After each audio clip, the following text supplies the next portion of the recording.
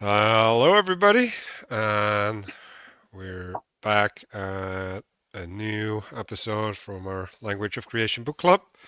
Um, Amazing preparation on my side again. Uh, yeah, we were dealing with blood and uh, bones as the structural fleshly components that have man as like a mediator role between heaven and earth. And I can tell everybody that I had a lot of blood flowing, and since my cold wasn't only blood that uh, flowed, but yeah, no, I've been in the flow or out the flow, like depending on how you look at it. And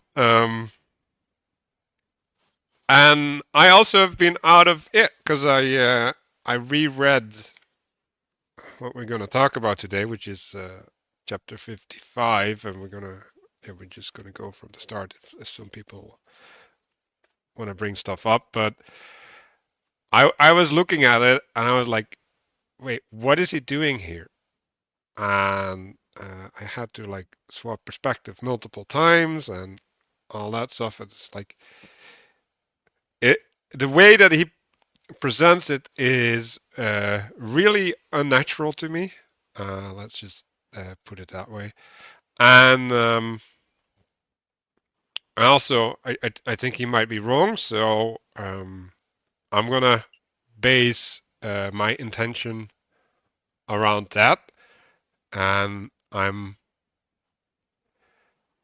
gonna try and find the purpose that Matthieu is pursuing in his book, because I don't I don't see it. I don't see what his project is. Like I think Mark referenced uh this idea, right? That he already had it in his mind and all he had to do is put it on paper and and yeah, put some flesh on the bones.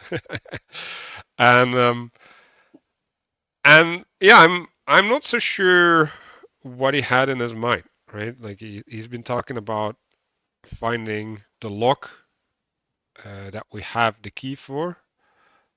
Um, so I assumed that was his project, um, but I'm interested to have other people's perspective, uh, especially on chapter last part of chapter 55. Mark, you want to go next? Sure. Yeah, the lock thing is kind of post this book, I think, right? This is the next book. I don't know what his, other than what he stated, what his goal is here. Um, yeah, I mean, I was getting a lot out of the exemplification of the fractal pattern from last time was really helpful, and sort of see that everywhere. And every time every time you engage with a good example of the fractal pattern, I think it helps you to see the fractal pattern sort of everywhere, right? which I always find helpful. And then yeah, in sort of I started in the middle because we had finished in the middle. Um, but yeah, I was looking over this again, before the book club here, and probably read it 4 times now. But this is a very deep chapter because, like, this is where it gets down to brass tacks, right? Because we're using the two words that nobody likes to talk about at all anymore, ever, in any context, good and bad. Nobody likes this. Nobody's using that framing for anything, right? They're still stuck in no, killing is always bad, and war is always bad. And some of these things you think are bad are inevitable. Now why, right? It's just and so I think that uh, what you can find in here, if you are fortunate and it is revealed to you, uh, is that resolution of good and bad, and that proof of that within here. And so that's going to be where I'm focused, is trying to figure out if what I'm saying is correct, and also to help people see why that would be the case, and just fresh off a tweet, you seen me earlier, fresh off a tweet explaining no, Gödel's incompleteness theorem means math isn't reality. That's actually his statement. I don't know why that's not clear, but and there's no question about map for territory, because Gödel's incompleteness theorem also kind of says that. So you can see people are really stuck about reality and good and bad. So hopefully, that's going to help to come out, especially now that we have that fractal pattern of reality, because that'll help to reveal it, right? You maybe you can't see it when you just look on one layer, right? You have to look at multiple layers to determine these things, that vertical causality. So Castle, you wanna go? Yes. So my intention is very similar to what the two of you have kind of talked about. And I've been kind of reflecting on this a little bit this week, even though I actually kind of forgot what we had been reading about because I touched it since last week. But I was thinking about a lot of the sort of, as we'll be going over in the last bit of this chapter we left off, and this aspect of strange goods and like the risky transmutation of a bad into a good. And so I've been kind of thinking about that within the context of you think certain things like, oh, doing something that would normally be bad, but within this context or at this scale, it's actually necessary in order to kind of do the two wrongs make a right type of thing. And I was thinking about that with respect to it's wildly inappropriate to just grab someone and throw them on the ground. But, and especially if they're just walking on the sidewalk. But if they're staring at their phone, about to walk into an oncoming bus, and you grab them and throw them on the ground, they're probably mad at you in that moment because they have no idea what just happened. And so like there's a whole process then that has to kind of happen where now you have to like reconcile with this person that you just harmed, but you did it for a higher reason. So it's been transmuted into a higher good. But then there's still like a process that needs to take place in that. And I experienced that this week and it's interesting because to your point about having to actually look at the multiple layers, sometimes the layer at which you have to mediate is not the one that the issue is necessarily happening at. So like we talked a little bit last week, like I mentioned a couple of biblical stories where you have something where a person is doing something at the personal scale and that has national implications. Or cosmic implications and that sort of thing. But also, like, sometimes there's a necessity to approach something at the communal scale in order to right a wrong on the personal scale for somebody else. So say you take that example of like, if someone's doing something wrong, you have to sometimes recruit other people for like an intervention or something like that, or maybe call outside help for like a medical situation or something like that. And also the amount of pushback that is necessary to kind of do the double wrong to get things right also has to be done very intentionally. And I had this where I had been encountering some people in my workplace who were making decisions that just were actually damaging the company. Like it went beyond annoyance, and now it's in that territory. And I think we talked about this kind of briefly after one of our book clubs, but what I realized was I actually had to approach it at the departmental level, and I actually rattled an entire department yesterday, and they're still mad about that.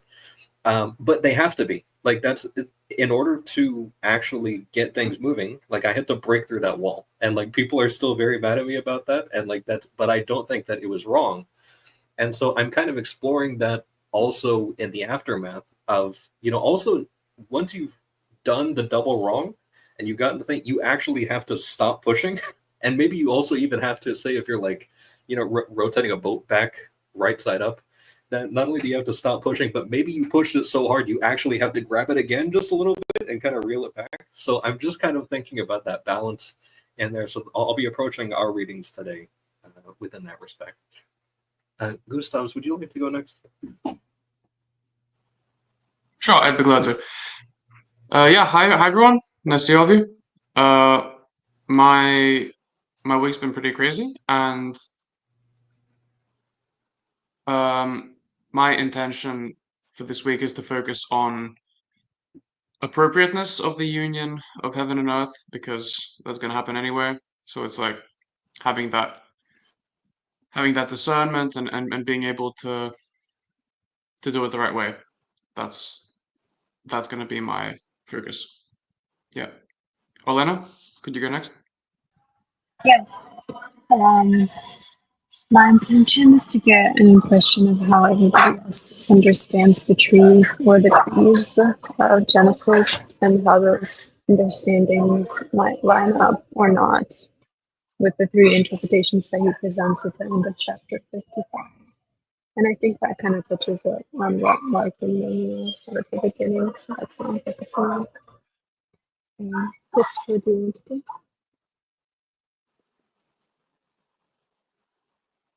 Me here? Okay. Yeah, I was thinking along the same lines as Castle, really, here with how implementation of things changes at different scales of the fractal pattern. And so that's what I was focusing on, something that seems wrong at one level, actually, like in the bigger context, actually is okay, even though you have to deal with the fallout of the wrong at the lower level, but you can, integrate that at the higher level.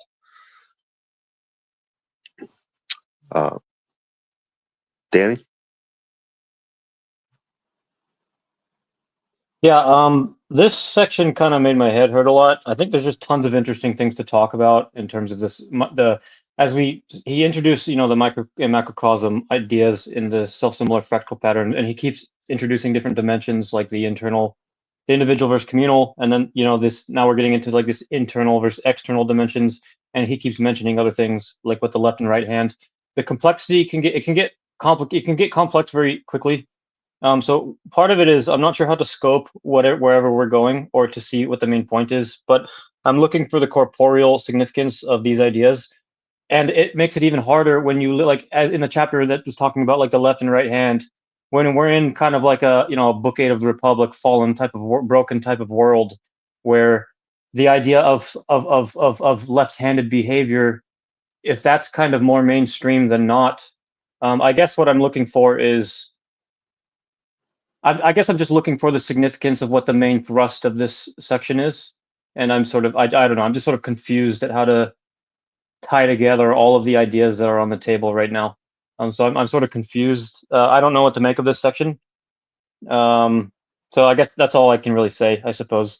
And then lastly, like this idea of bad, transmutation, the idea of the good and bad framing, and then transmuting goodness and badness. When thinking about that idea with all of these levels of dimensionality in terms of individual or social frame, or communal frame, and internal, external frame, as you start to add all these dimensions, as I scale my thinking and try to search, when I'm searching for, just trying to understand what is going on, it becomes, I lose sight of the main point of like, what's this have to do with biblical cosmology, and it's stuff like that. So I don't know. I guess I'm just kind of confused right now. That's all I have to say. I guess. Who hasn't gone yet? No, I think we all went. Okay. So yeah, like that actually gave me a good way to start, because I wanted to wrong button. I wanted to start here at the start of chapter 55 to give everybody an opportunity to highlight a bunch of things, but I'm going to start at the end of the chapter, and it says, as the result of these self-similar patterns, the symbolism of the trees in the garden may be interpreted in a variety of ways, right? So I think a lot of the confusion is coming from not properly delineated interspersing these ways of interpretation, right? So you kind of get like a shotgun blast in the face, and then afterwards he said, yeah, that was a shotgun. So I think that that's important, right? And like we've been talking, let's see if I can still find yeah, like we can find this picture, right, where you have the perspective from above, you have the perspective from the middle, and you have the perspective from the bottom, right? So I think that's something to keep in mind when we're discussing, like, okay, like which of these angles do we approach from, right? So if we look from the perspective of Earth, right, like we're looking up, right, and that means that we don't know the fullness of what we're looking at, right? Like we're under it, like we still have to uncover. And like if we're in it, like then we can't disentangle it. And like if we're looking at the top, right, like you look at the principle, right, and then you kind of lose the implementation in a sense, right? And I think this is the thing Elena was struggling with. So and I guess that's also the thing that Danny wants to like I guess collapse back onto Earth, right? And if we look at how to engage with that, right? I would suggest like we look at ourselves as the mediators, right? So like if you don't have a full knowledge of something, right? Your relationship to the mediation is one way, right? And if you do have a knowledge of or at least you have an awareness of something, then your mediation changes, right? So you could say that the first one is in the garden, right? And you don't know what this tree is, and then you're in exile, right? And now like you have to relate to what's going on. And then the third one is like you restore it, right? You bring it back to life, or you find a new life, right? And so like now you established a relationship, or not a relationship, a way of being that's bigger than the problem that you were facing. So then the problem that you were facing can be incorporated into that way of being. So going back to the text, the trees are opposites. In one another, they are apart, and in one another, they are the same, right? So he's looking at conclusions or in consequences of the perspective, and you guys, I guess you all know like these pictures, right, where you have a geometrical shape, right, and if you look from the one angle, it looks like this, and then you change the angle, it looks different, right, and then so from one angle, it can share an identity with something that if you have a whole perspective, you would never describe it as, because that like you collapse the amount of information into a simpler structure from that perspective. Yeah, and so he's connecting that to the ability to answer the paradox, right? So the paradox as such, right? So the paradox of the stumbling stone, and in this case, we're talking about the biggest stumbling stone of all, right? Life as such. So, yeah, let's go back. Did anybody want to bring something up about the stuff that we talked about last week?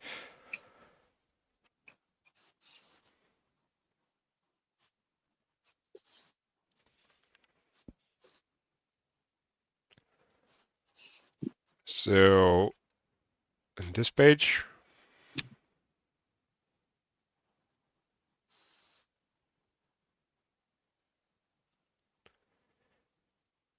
I guess I just wanted to quickly mention just that sort of aspect closer to the bottom of the page where he says, in other words, the tree of death is merely the absence of the tree of life in that context. Just kind of, I had made the example of like, an ex-spouse being kind of an example of like used to be tree of life, now tree of death, in a sense, this sort of thing of, also something that kind of comes up a little bit and where we start to get this diagram of the tree with the snake wrapped around it.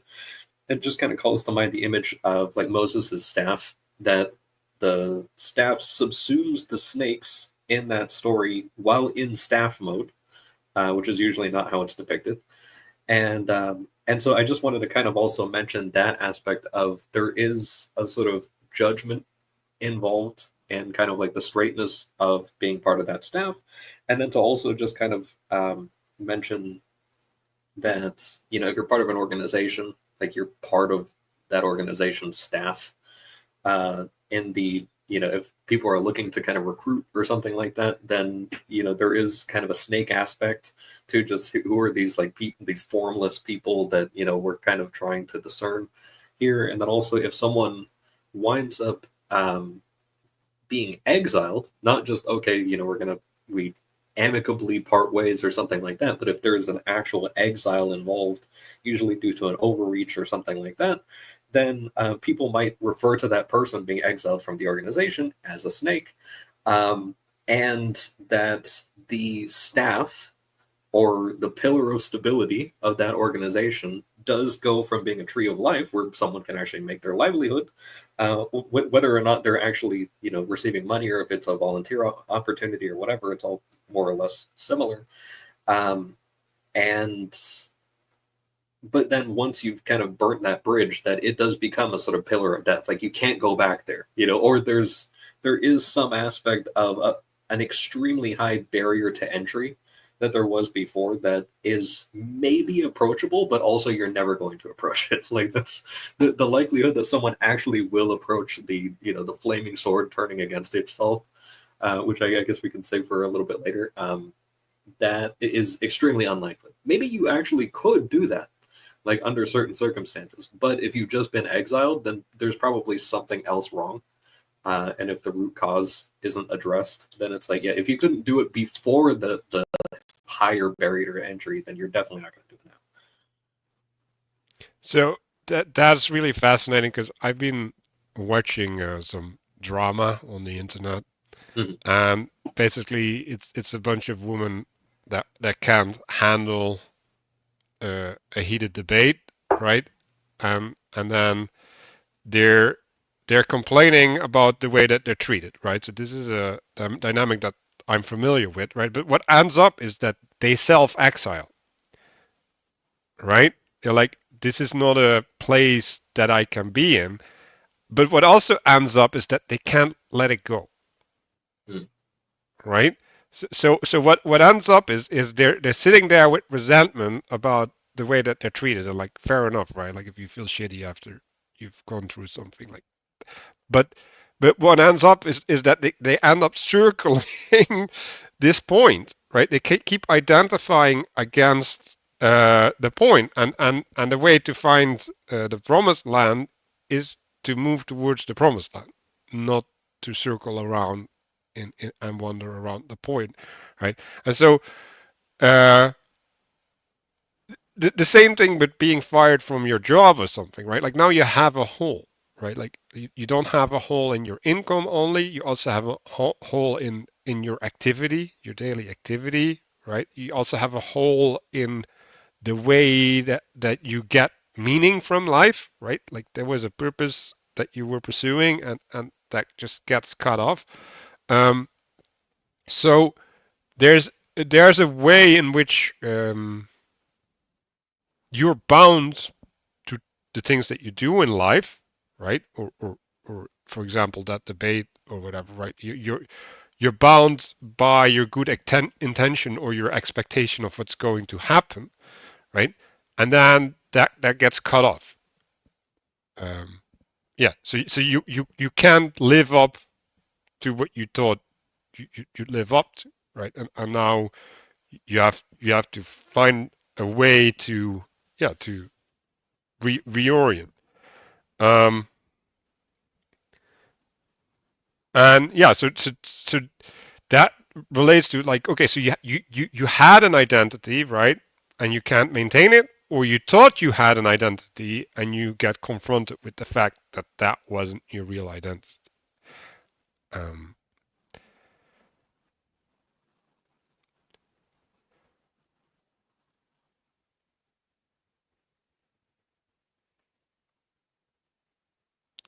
So yeah, the losing of the tree or the getting banned, But yeah, like that, I think that also fits with the participation framework. So if you go back to this, right? If you think you have an identity, you're looking up from the bottom, right? If you have an identity, you're in union, right? So that, and if whatever you had falls away, the way that you have to deal with that or the impact that it has on you is different, right? Like this, you're affected differently.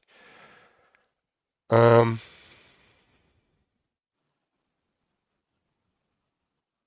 yeah, let's go to the next page.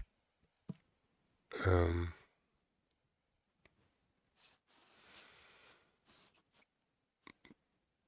who wants to take this one?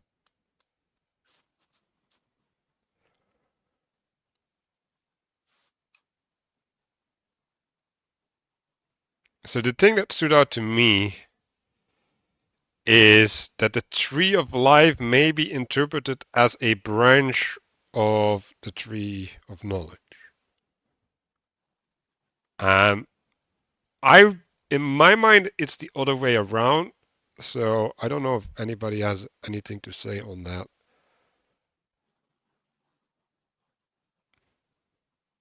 Sorry, what was the question? I like in my mind, the tree of knowledge is a branch of the tree of life. Yeah, I was thinking about just that kind of aspect of it, because he says, that what the notion is quite natural because trees are composed of smaller trees, micro trees, in the sense that each branch is a miniature version of a tree, a self-similar structure. Such reiterated patterns often lead to seemingly paradoxical interpretations. So I was just thinking of that in respect to, like, what do you, especially at scale, like what do you call a branch? So like if you had a whole bunch of trees in like a forest or something like that, and they have a root network, then it's like, is each tree that would normally on its own be just a tree, is that now like a mega branch or something like that? And like, and it's a little bit difficult to kind of discern. I think there's a picture that Matthieu once shared in some old thing, where it was kind of like one really big tree, and then there was like a bunch of it was almost like a ring of like trees in a circle, and then in the center was like a pillar tree or something like that. And that he said that was sort of an image that he had in his mind of that. So it was kind of like there was a small clearing in between, but then it was all kind of supported by like the same stalk anyway.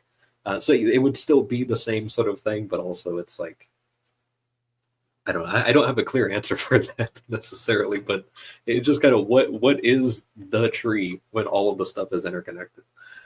Well, let me. Oh, go ahead. I just want to ask if you could explain why it was the opposite for you. Maybe that would be helpful for us. Well, so if I think from God, right, then the highest thing is life, right, which is the standard for good and bad, right? And like he goes into it on the next page a little bit, right? He's saying that there's a meta tree of life there. So I'm like, why are you making a distinction between the tree of life and the meta tree of life? Like I'm confused. Yeah, but but I mean, to be fair, I mean the chapter opens with one of the most puzzling elements in the story of the Garden of Eden is probably the symbolism of the tree of life and the tree of the knowledge of good and bad. At first glance, the narrative implies the trees are opposites, but there are also suggestions that they are one and the same. And that goes back to the perspective. And it's like, well, yeah. So the fact that your perspective is different from his is, he kind of warned you about that. He said that would happen. And there's that aspect of like manifestation too, that where a lot of these things are like representing a higher spiritual meaning that even like you might call like, the tree of life or something like that, like the principality of the other little manifestations of that same pattern or something like that, that even that itself is an instance of manifestation of an even higher identity. And so if under different circumstances you could actually manifest that yet higher one even better, like I guess that might be something, because it's still representing the sort of pillar of space and time axis aspect. So it's like if that can be done better than those two trees in a later iteration, then that would be like what he would obscurely or very vaguely refer to as the meta tree, because it would also be after the fact. Like it wouldn't just be like an Uber tree or something like that. It would also be like a next manifestation of that. Yeah, a Right, proper way to think about it too is to say when you're looking from below, which is your only option, right? We don't have the view from above because we're not God, right? That's that you can't help but see it that way, and because of fractal reality, of course, right? And that's the problem. Like it's when you presume that you can look at it from above, you can't do that because you can't ever be there. So, just not an option. Then the conflict doesn't appear. Like this is what I mean about paradox. Paradox is easy to resolve. When you see a paradox, you've made a mistake. It's not that hard, right? You go back, fix the mistake, the paradox resolves. Bang! Then there are no paradoxes. It's not that hard.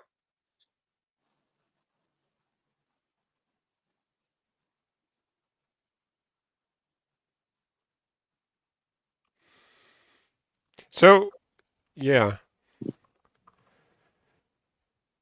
it's interesting, right? So you could look at it as a higher tree or whatever. You could also see it as a nested, right? So it's more like an onion, and like you can still talk about the whole of the onion, right? But yeah. And you know, the word onion is actually like directly connected to the word union. Oh yeah. There you go. It is interesting. Like thinking back on that picture that Matthieu showed the one time, it's like a tree that is also kind of an onion. Like it is actually that was kind of what I was missing. It's literally a tree nested within another tree. Yeah. So like my problem with Matthieu isn't that he's incorrect. It's just like I don't know, like the way that he's presenting it is really confusing. Like that's. Yeah, it's a deep topic. I do want to go back to the other page though, because Yeah. he talks about linking space and good and time and bad, and he says that established narrative link is not arbitrary. And this is where I think the meat actually is, oddly enough, is in this part, because the diagrams on the previous page, like they tell this story of good and bad, and then it's very easy to see that good is pillar of space, and why death and exile and the axle of time are associated with bad. And then it's easy to make the conclusion after that, right? Which is life in the garden versus death and exile, right? Because there's a concurrence between the mount of life, right, and the tree of life, and it works really well in the diagrams, but it's very hard to understand from the text that follows exactly what he's talking about, unless you keep the diagrams in mind, right? And that's usually where that I think is where people get stuck in this book, is linking the diagrams back to the text, because that's actually the skill that I think everyone's missing, is the ability to link pictures and words appropriately. Like people do them randomly all the time. So this means that, and that's like, and they're doing that with words too, right? You take the word social and take the word justice and you smash them together, and that can never be made any sense of. And so I don't know why you did that, but you can't, it's not arbitrary. You can't do that. It won't work, right? It causes problems. That should be clear by now, right? And it's the same, the reason you don't see that is the same reason you don't link the diagrams back to the text. And I think that's where a lot of the confusion comes from, is the inability to recognize the scales of the two diagrams, for example, and then go, oh, the fact that these two diagrams scale in that way and have those particular pictures in them links right back to what's being said in the text. Yeah, I think we talked in a much earlier chapter, the sort of aspect of like two things that are under the same sort of principle versus two things that are just kind of mixing downwards into like some mutated version, like some amalgamation of the two. And just kind of thinking of an example of this thing, especially with like sort of the red and white thing, thinking like it would probably be a very trashy move for someone who actually drinks alcohol to go and to take like red wine and white wine and just mix it together, you know, and then just drink it like that. Like that would be kind of a trashy move. But if you have those two things that are in the same location, like at a bar or something like that, or a restaurant, then that would be a little bit more appropriate. And then maybe, you know, a person might say, well, you know, it would be completely inappropriate to mix something like a bar and like, you know, a wedding ceremony or something like a place that you would have a wedding. But then if you kind of subsume that under, oh, there's actually a much larger place that has facilities for both, and then you're able to have like a reception there or something like that. Like all of these things with a larger container, like you would have to go to a next higher scale in order to integrate these things. But if you try to smash them together, like that, you know, let's take the two words and just make them somehow mean something. It's like, no, you're just mixing the two at the same time and making something that's just actually not either.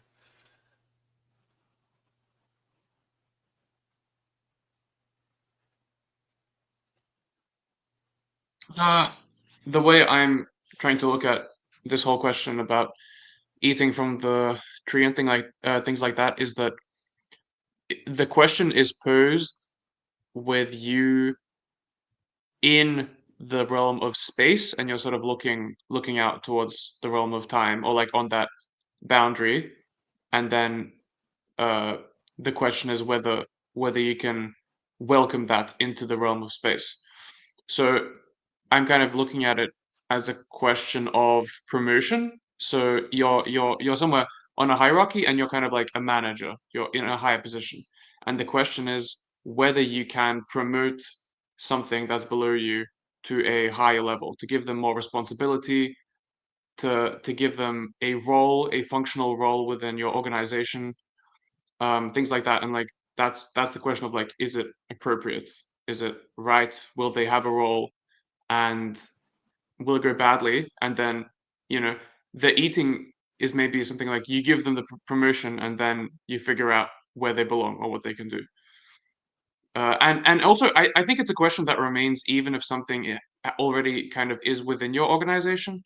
It's like a fractal pattern of whether the unit can be promoted higher and higher. Although, I don't know. I'm just talking now.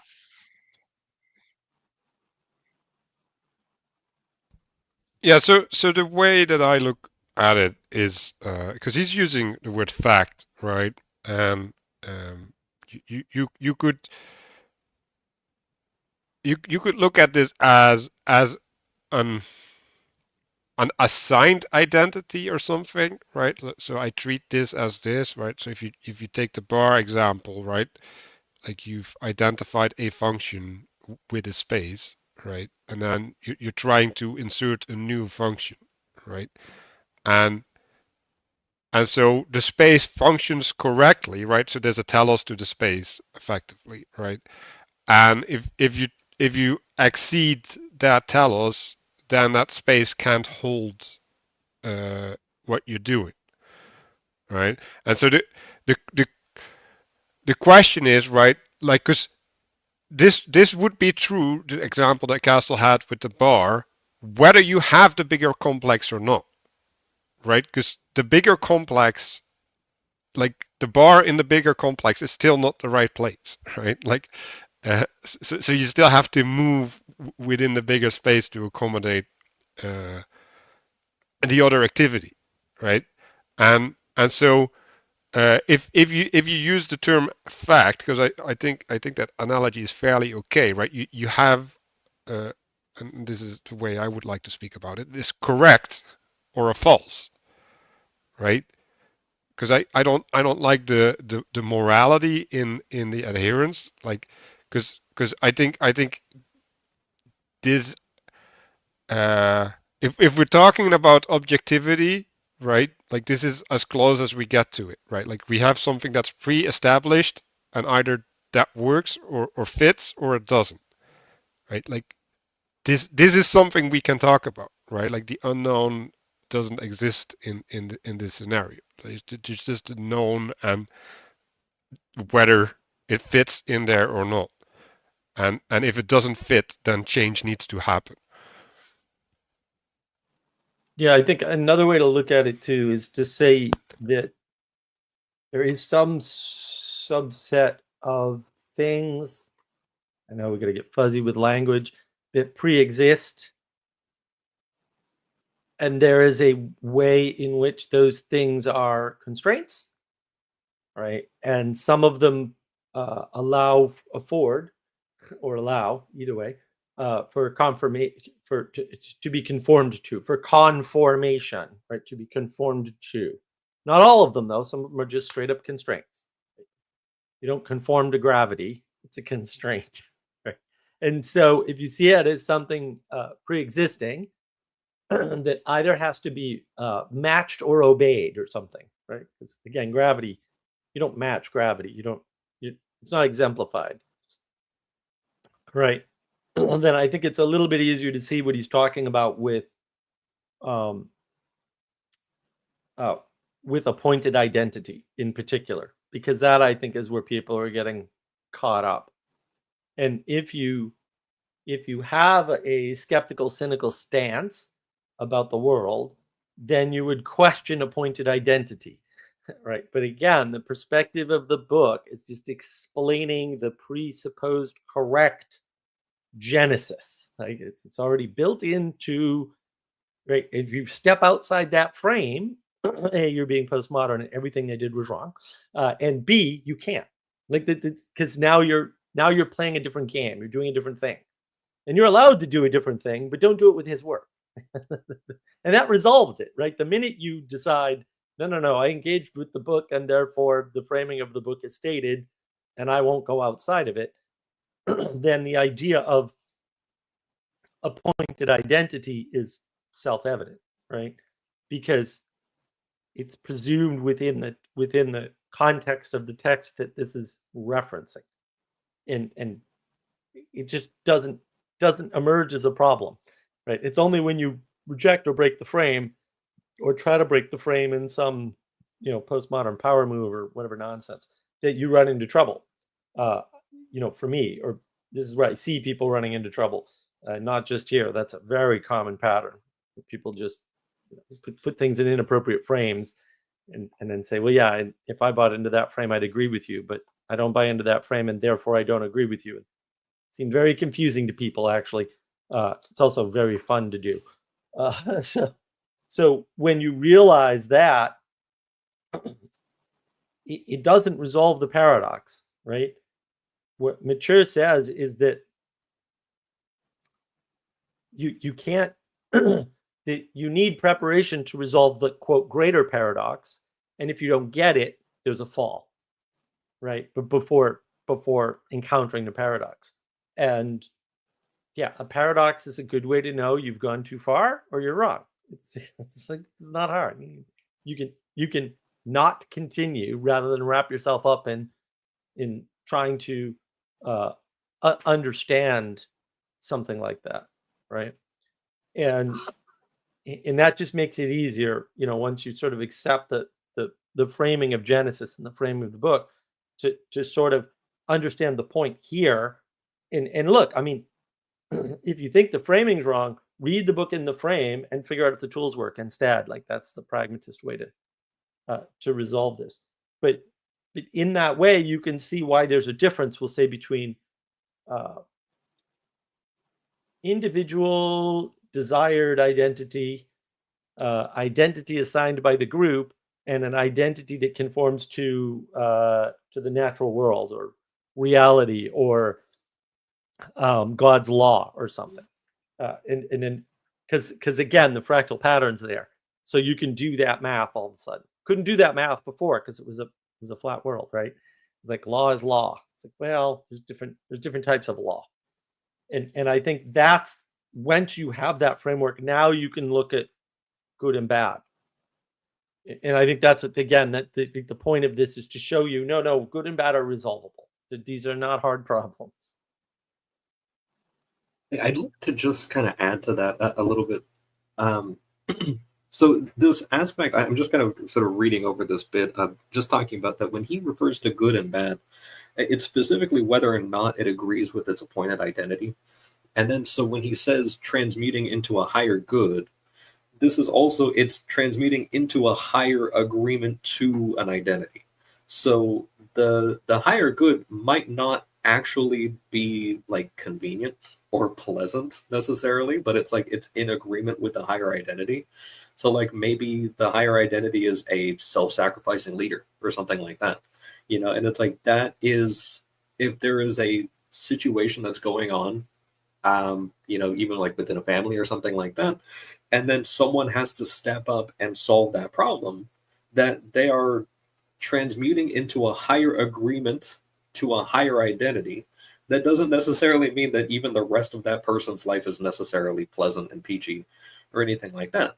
It might eventually get to that point, like if, with persistence and cooperation, like that might actually happen, but it's also not necessarily a guarantee, and yet it can still be a higher good. So like I think of so there's that thing, and I think we had someone comment earlier, oh, there can be some things that are like inherently bad or something, and I think we've covered this previously, but it might have actually been in the Moby Dick book club. This aspect of yes, you can have something that is that an action in the world is neutral, but the intention behind it and like the effects that come about it, like those change the context dramatically. So like if I move my arm like this, like that means nothing if I'm just here. But depending on what I'm holding and who's in front of me and all those different things, like that could wildly change. And so you have this aspect of, okay, I'm going to resolve this issue. Like that doesn't all of a sudden turn like, oh, someone stole my car or something like that. Like, oh, someone resolved that situation. Like that doesn't undo the thing that happened. And within its own context, like that can still be bad, but it can be, the situation can be transmuted into a higher identity of even justice or something like that.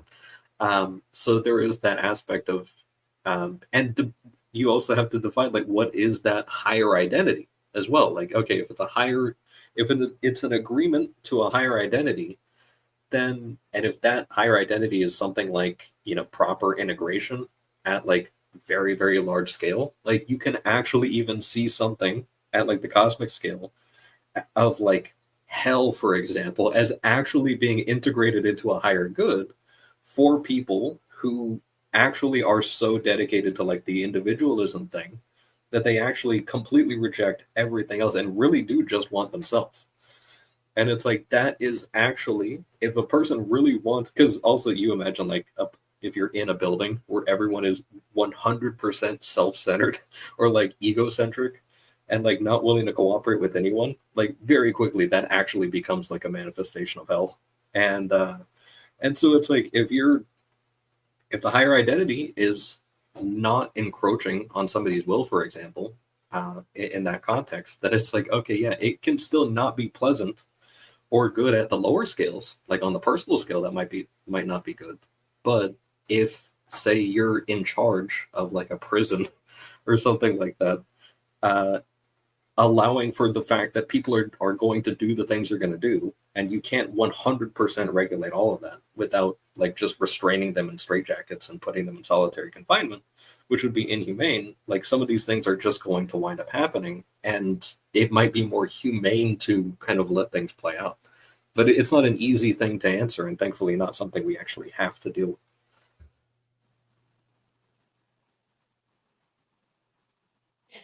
Yeah, I guess sort of part of the challenge that I had when I read this a while ago, when I think of the idea of bad transmutation, I think of Jocko Willink's good, or just the idea of spinning or reframing or reinterpreting anything. Like you mentioned the example of you lost your job, like good, now you can get a better one. Your girlfriend broke up with you, good, get a, you like, the problem with this pragmatic way of reframing is that if you take it to its extreme, like what's the name of that Romanian guy who's like controversial? You end up you know what I'm talking about? Whatever his name is, right? You end up basically saying like, I only hold beliefs that don't serve me, and so you end up using like power as a compass, right? And so this sort of gets to, at some level, you have to have and navigating what is fundamentally good and bad about anything that happens in life, you know, you have to have, you know, in the book it presents it as this idea of a meta tree of life, right? I mean, there has to be, what are the foundational principles upon which you're able to, you know, perform the process of reframing in and of itself when you do spiral into chaos, and the bad grade on your test is a portal to hell, right? I mean, it's like you can, it's just, you know, that's kind of I guess the issue that I had with this chapter is like the pragmatic, you know, like it's effective, like it's good psychology. Some people can be obsessively good at doing this too, right? But it can be a double-edged sword. It can take you to heaven or to hell. So I guess that was kind of one of the concerns that I had with this chapter was you know, not really seeing the spiritual.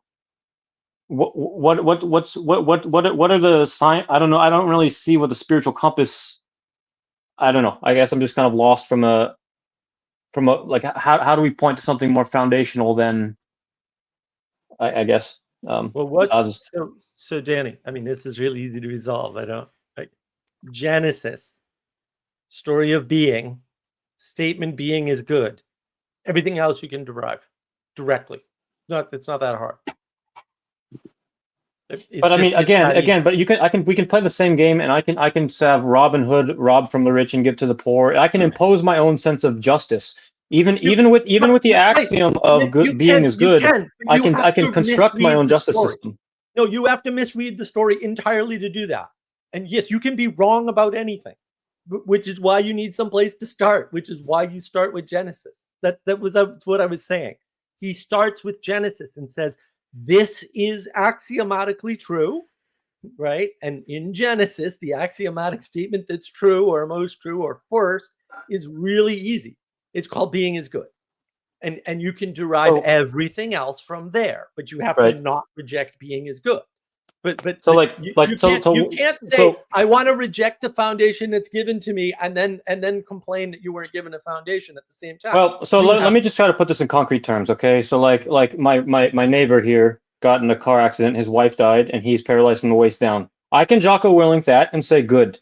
Whatever your legs were distracting you from your higher purpose could be better. But then if you push it even farther and say, what if you were diagnosed with terminal cancer and you're going to die in a week, right? Like at some point, like if you try to just think you know, it's no. But that's not correct. Yeah, like Jocko's we were wrong. talking. Like that's not hard, and you can't start in the middle of the story. You just said, I want a foundation. I just keep telling you what the foundation is, and you're not using the foundation. You want the foundation? Use the foundation. The problem won't happen. It's not that hard. Jocko's just not right about that.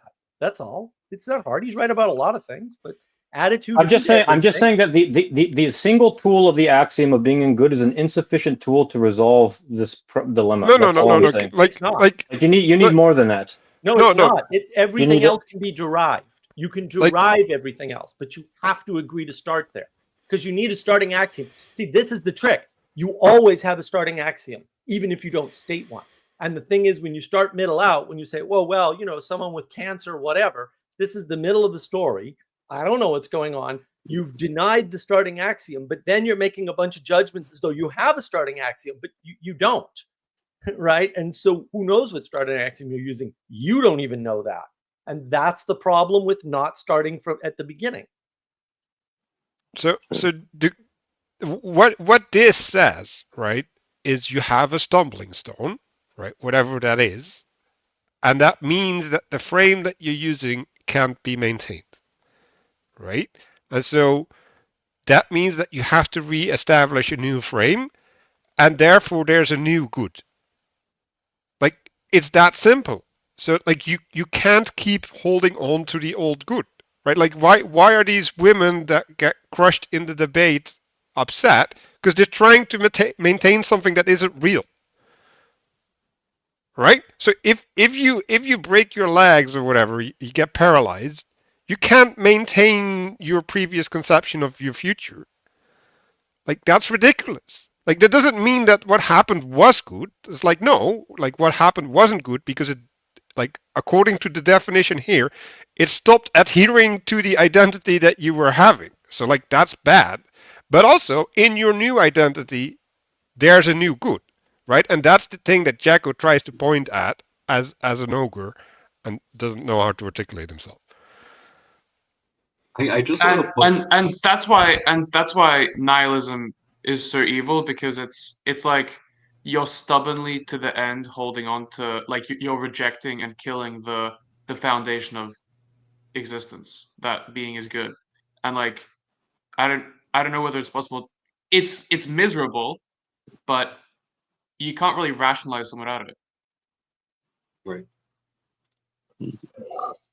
Maybe what Daniel is trying to say is that before you're able to make that step towards there is a higher good, you have to go through a flood and through nihilism. And so when you're in that step, just I don't know how you He get might be saying that. Sorry. away He from might be saying that. Like, we're just shaking our heads because you don't have to. But keep going. Sorry. yeah. I don't know if this is what he's saying, but that's I just don't see how you can get from that lower good that you have to a higher good without some sort of flood or renewal. That would feel very disorienting and feel like you don't have the axiom of being is good. And that's just something that happens if you can get around it. Yeah, that will happen. Yeah, if you don't have a starting axiom, or you don't know what your starting axiom is, because you definitely have one somewhere, then you're in a flood and you'll stay in the flood. But that doesn't mean everybody else is in the flood.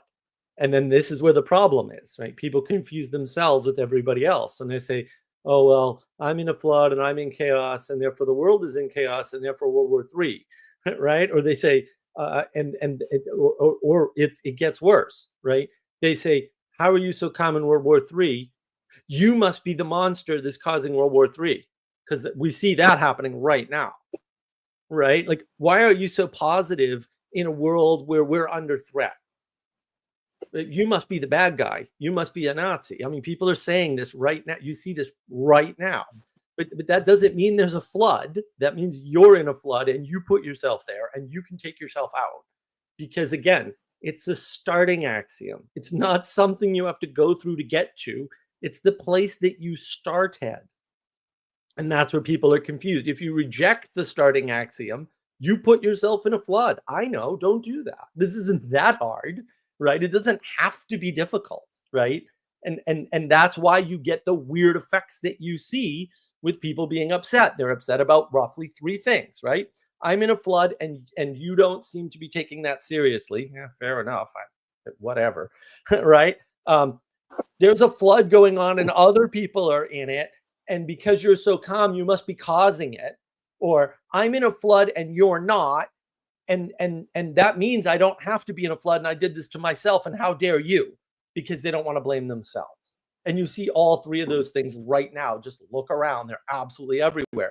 But that's all just they have starting axioms. They just don't know what they are, or they're denying they exist. And that's what causes that sort of a problem. And I had a really weird experience last week. I was talking to this homeless guy, right? And I was just sitting in front of him, and I wanted to give him advice, right?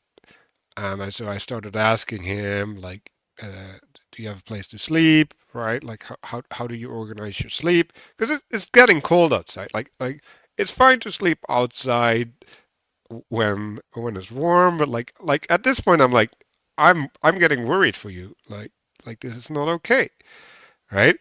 And like he said, well, I'll just get a sleeping bag when I find the need to get one, right? And then he's just like, yeah, like I spent the evening walking around the city, talking to people, hanging out, and I'm like, like when do you sleep, right? I would just kept on going, right? And like this guy was talking, and like apart from the fact that I don't think he's taking well care of himself, like I don't think he was doing anything wrong. Like I think he was actually right. And I just walked away. It was like, okay, like I can't give him advice. Like no, like he's doing what he's supposed to be doing, and like he made this choice, and like I don't agree with the choice. But also, like he's not actively trying to hurt anything or whatever. Like he's just like he chose to live this way. And it's like, okay, like I guess like that's up to you. And so talking about floods, right? So I look at him and it's like, dude, like you're in a massive flood. And I talk to him and he's not in a flood. Like he's just not. I'm looking at this third paragraph here, and that's the thing is that it's often used as just kind of like the little go-to answer, and then people kind of pass over like, oh, well, you don't have to now, you don't have to worry or anything like that. It's like, well, so it says in biblical cosmology, humanity's purpose in the universe is to know God as the perfect answer to the riddle of life and death. However, in the story of the Garden of Eden, Adam and Eve were not fully prepared to deal with this paradox at greater scales. Therefore, they were strictly forbidden from eating the fruit of the tree of knowledge. That doesn't mean that just because they weren't prepared back then that we are by any means, or that people aren't now being abundantly offered enormous quantities of that same fruit. So that's another thing, that people are still not prepared to deal with that paradox, and it's also still happening to them over and over again.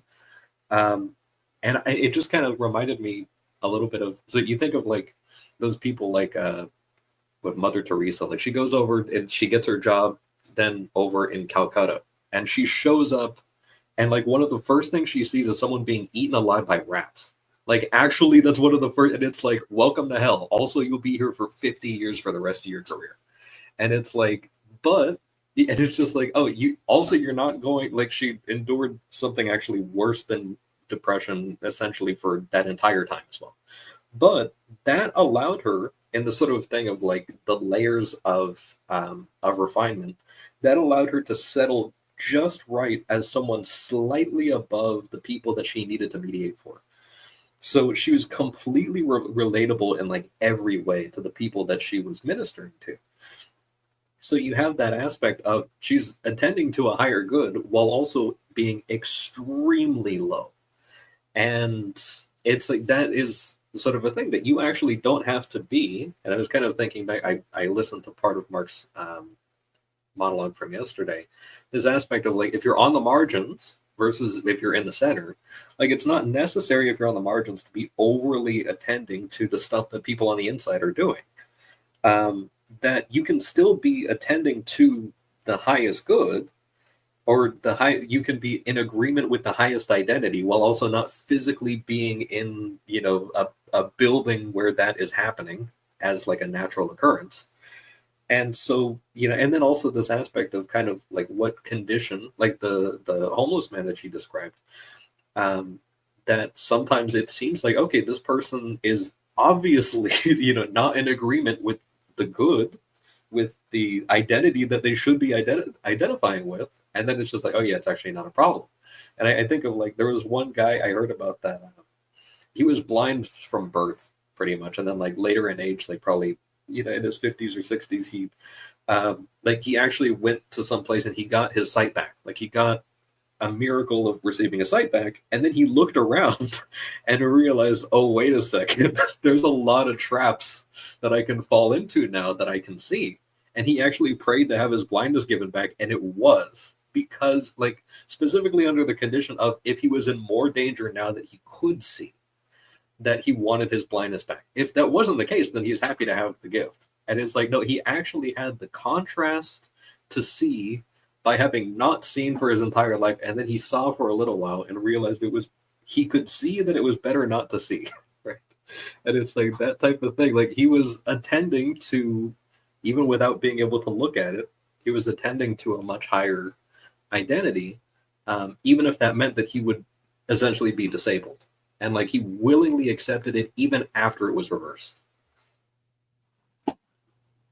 And we all have to recognize that we are disabled in many ways, Chris.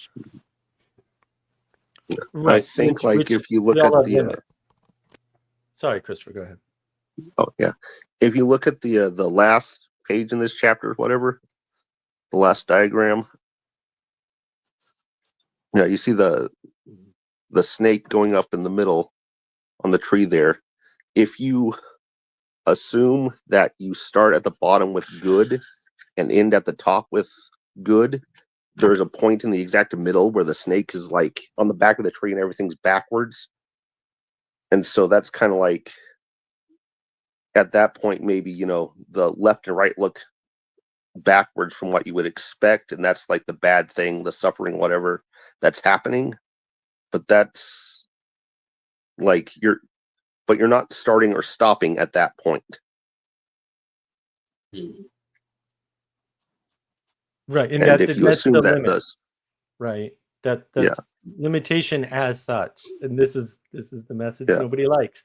We all have limits, and they're different for everybody, right? That's what makes us unique persons, which is not individuals, because those don't exist, right? And it's the difference in the limits, right? And it's the difference in things like sight. Like people just see things differently. You know, to your excellent point, Christopher, like you might notice in that diagram, there is no straight snake. You have to infer that it's behind the other two. And then if you pay close attention to that particular image, what you'll notice is that one of these little snake things is linear and discrete with basically two transitions, and the other one is twisted and a continuous curve, right? And then the thing in the back that's hidden is actually straight. You could ponder the symbolism of that for a few hours if you wanted to, and I might not resolve it for you. But I just wanted to point all that out, because that part of that is wrapped up in limits and constraints, right? By the nature of the shape, we'll say, right? And so when you were born, you had a shape, right? And several actually up along multiple dimensions or axes, however you want to think of it. And you don't know what those limits are necessarily, although you might know some of them, but don't confuse that with all, which everybody always does, right? And that it's that difference that makes the world. So it's not a bad thing. And that's why margin and center, if you didn't see my live stream last night on navigating patterns, right? That's why margin and center is important, because you have to know where you are and then conform to that, right? With very few exceptions, and probably you don't know the exceptions, so you probably just should skip that part and conform. It'll be a lot easier for everybody, right? Well, and if you know the exception, then you know it, right? So, like you already know the answer. Right. If you're uncertain, if you're trying to work it out, then you don't know it and you shouldn't do it. It's really not that hard, right? You shouldn't take an action based on an uncertainty, except where directed effectively, right? Like if you're not sure what you're doing, like certainly don't rebel. And this is a deep confusion. I mean, people wonder why, why did they follow the bad government? Like, why did they vote for the bad candidate? Why didn't they all quit the bad CEO? That's actually why, and that's actually almost always the right answer. And when it isn't, that's actually an exception. And I'm very sorry that exceptions exist, but also we don't live in a perfect world, and you'll just have to get over it. Like, I don't know what else to say. Like, it's not, the perfection doesn't exist, except in hindsight. And maybe because often people see a problem where, no, that actually wasn't a problem. You just didn't like it, which is a different, that's the problem. A lot of times things are the way we don't like. And that's why we question reality. It's like, maybe it's just reality, and the fact that you don't like it means nothing. That could happen.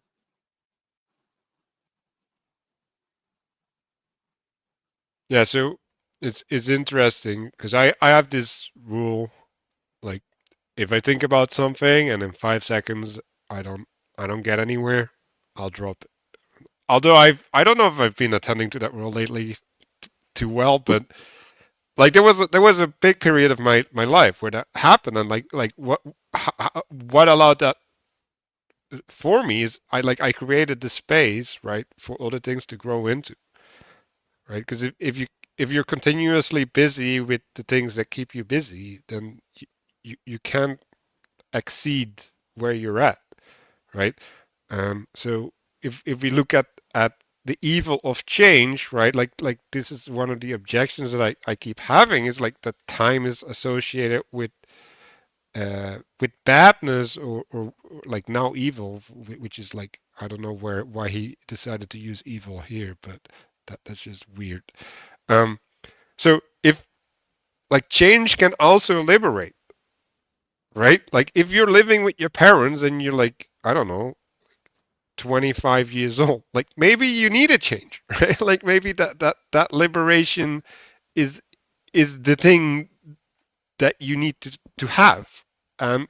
So having this change, well, I guess if you're framing it towards an identity, right? But there's yeah, I don't know. Like there's more complexity, and maybe we'll just get into that later in the book.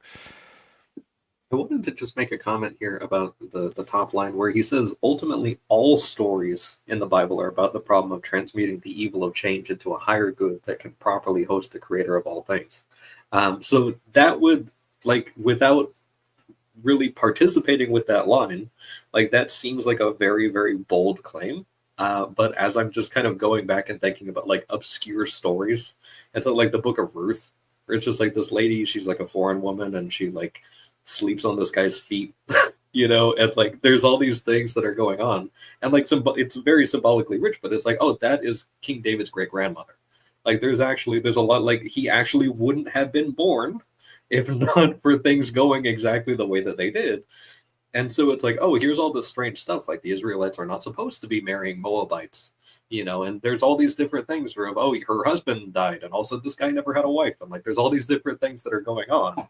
And it's like, oh, all of that is actually participating in something, but like she didn't know that. Like her kids didn't. David didn't even know that. Like there's all these things are just kind of like, you know, it's impossible to get that larger perspective. But we have the advantage of kind of the retrospective view of these different things, and I don't know. I think that's, at least for me, going to be a fun little thing to kind of go and see if I can recognize that specific pattern in my kind of readings and rereadings of certain passages and stuff like that, to see where that is. Because at least in my recollection, I can't necessarily think of anything that contradicts that statement.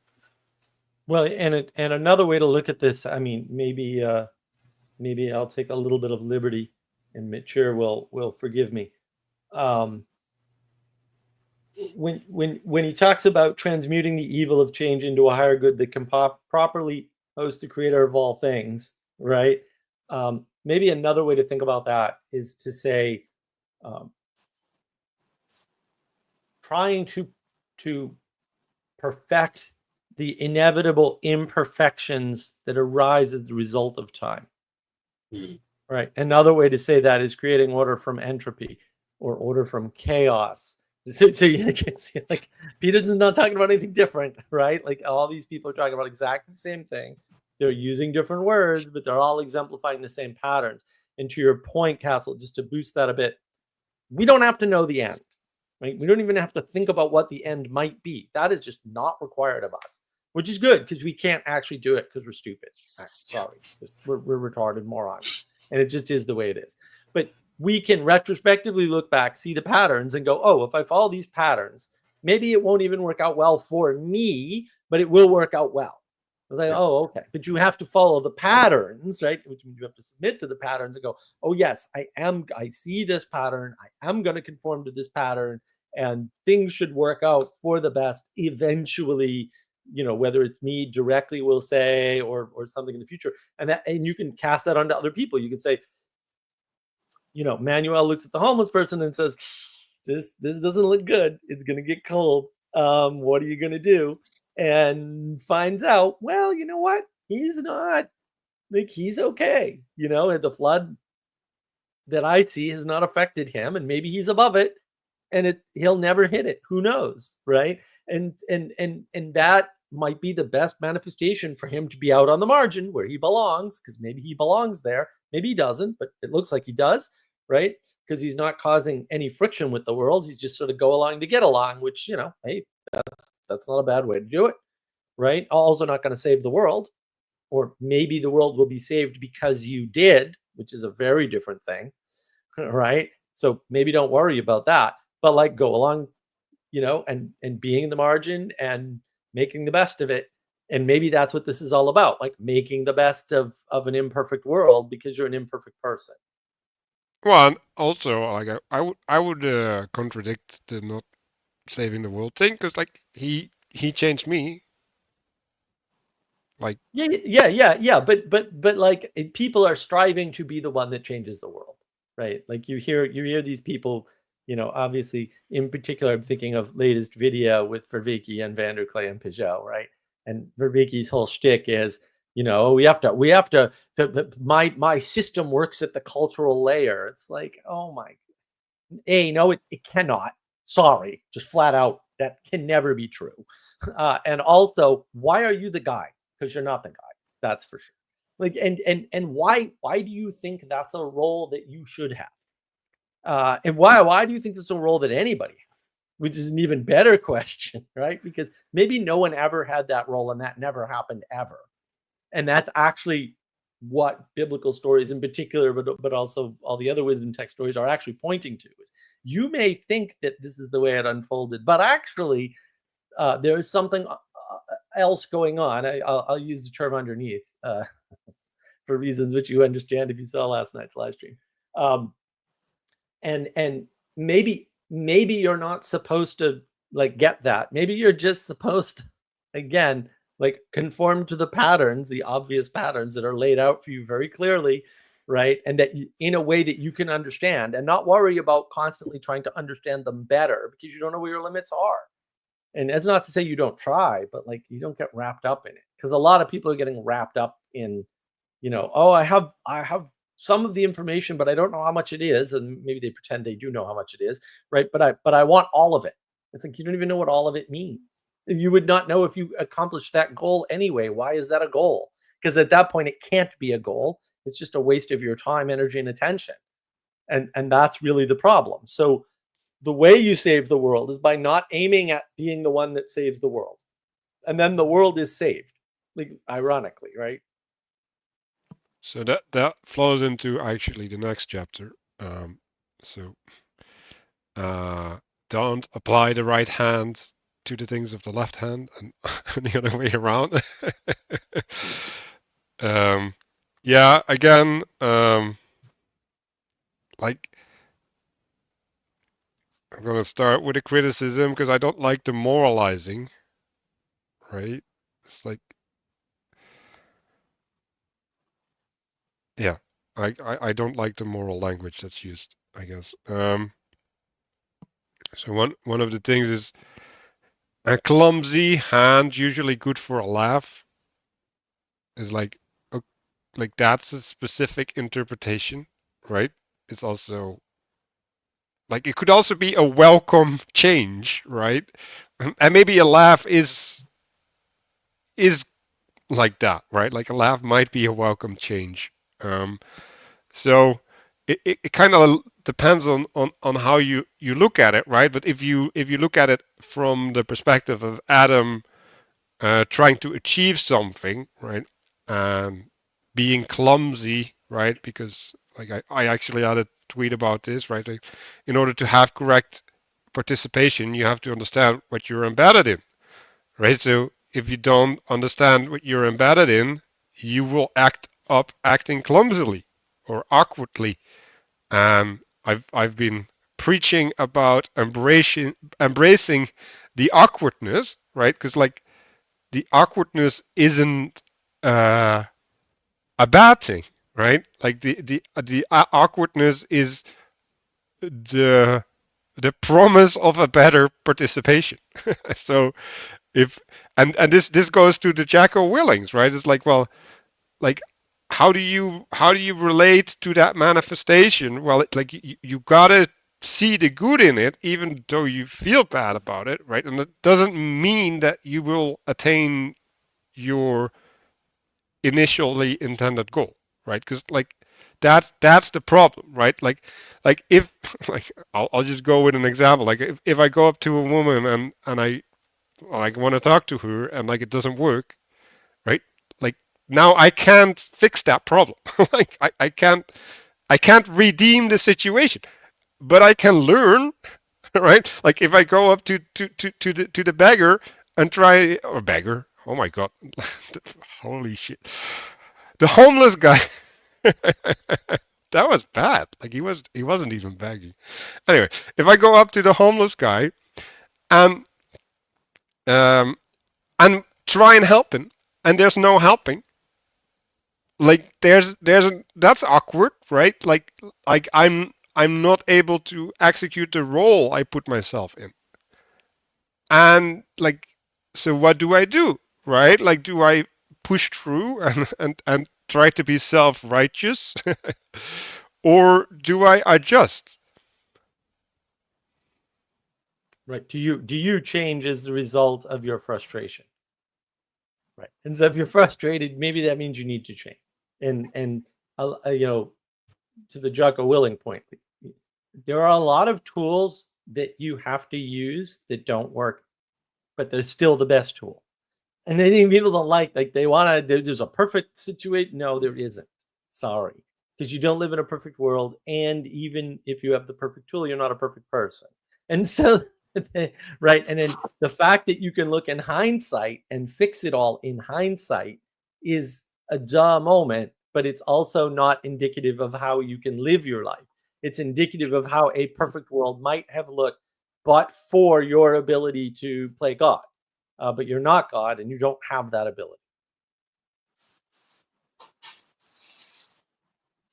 Yeah, and also if you're fixing everything in hindsight, you're compressing time, or at least attempting to, and that's more efficient. But then you've just compressed time, and nothing actually works that way, especially moving forward. So. Yeah, I was thinking Very about well said. Very well said. Thank you. Someone watches my channel. Thank you, Christopher.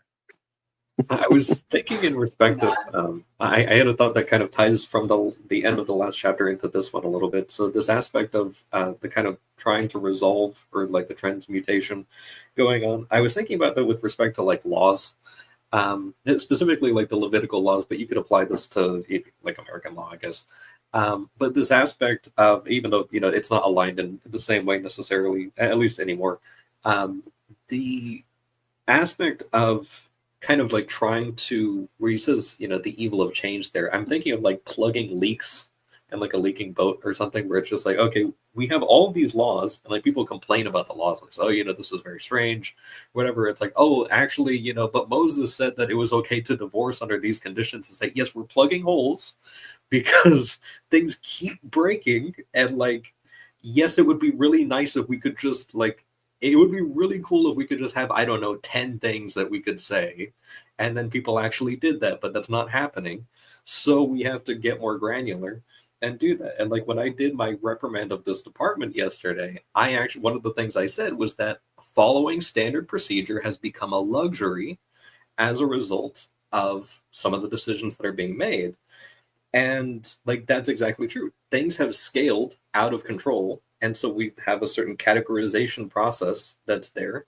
And it's gotten to the point where there is such a flood of information and responsibility that the people who are actually doing the work have to deal with, that they actually can't discern between one thing or another, because if everything is high priority, then absolutely nothing is. And so you have to have these various different layers going there. And of course, you can't actually legislate for every possible situation. You can only do it for like the major stuff. And that's why you need the lower courts, and you need people to like mediate and that type of thing. But I was thinking about, you talk about like, just, you don't need to have all of those things noted. You don't need to be, walking around with an actual legal code in your back pocket, referencing every interaction you have.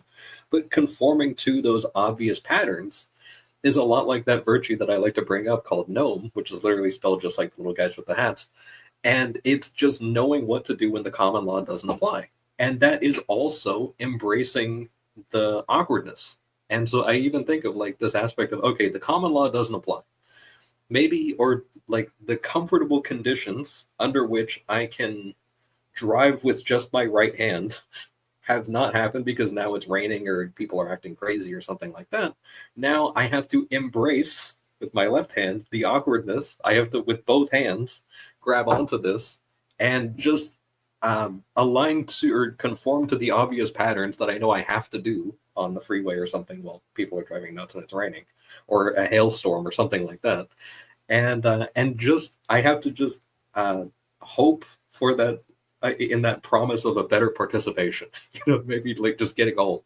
Like it's not like a perfect answer. It's kind of like we're just dealing with the things that are coming up right now.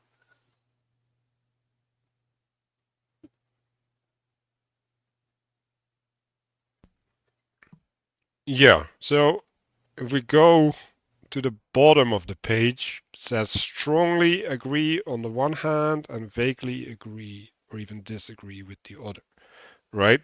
So one hand is clarity. It's things in their place. Grip is a good word, right? Like you have a good grip on what's happening.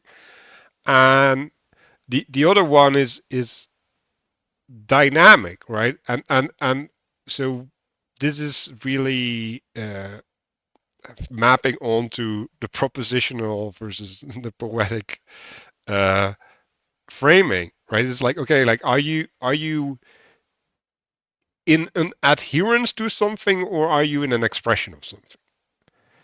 And so like I that's why I don't like the moralizing, right? Because I think you can adhere to things without knowing them, right? Like Castle was saying, you can adhere to the law without knowing the law, because you can be embedded, right? And you can be informed in your embeddedness, and you can stay true even though you don't have a grip on what's happening. Well, I mean, I don't know where you're seeing the quote moralizing. I mean, one sentence that I like, which is the last sentence in this first paragraph, like one hand is relatively true and productive, while the other is clumsy and usually good for a laugh. Right. And so he's integrating the left and right, and both as necessary, and stating it's not like the right is perfect. And so, I mean, to me, that's a pretty positive, well integrated message that that doesn't, it doesn't do away with or try to purify wrongness, right? It just says what wrongness has a purpose, and that purpose is, being good for a laugh, or exploring, or not holding too tightly, right? All of these things, right? Like not being precise, because sometimes lack of precision is good, right? You don't want a building that's too stiff. It'll get blown over by the wind, right? And so it's, in a way, the building is clumsy. A skyscraper is a clumsy building on purpose, because if it's not clumsy, it will fall over. And these are, for me, this is pretty well integrated way of talking about right and left without, without demonizing, quote, wrongness, which I think is important, right? Because wrongness has a place.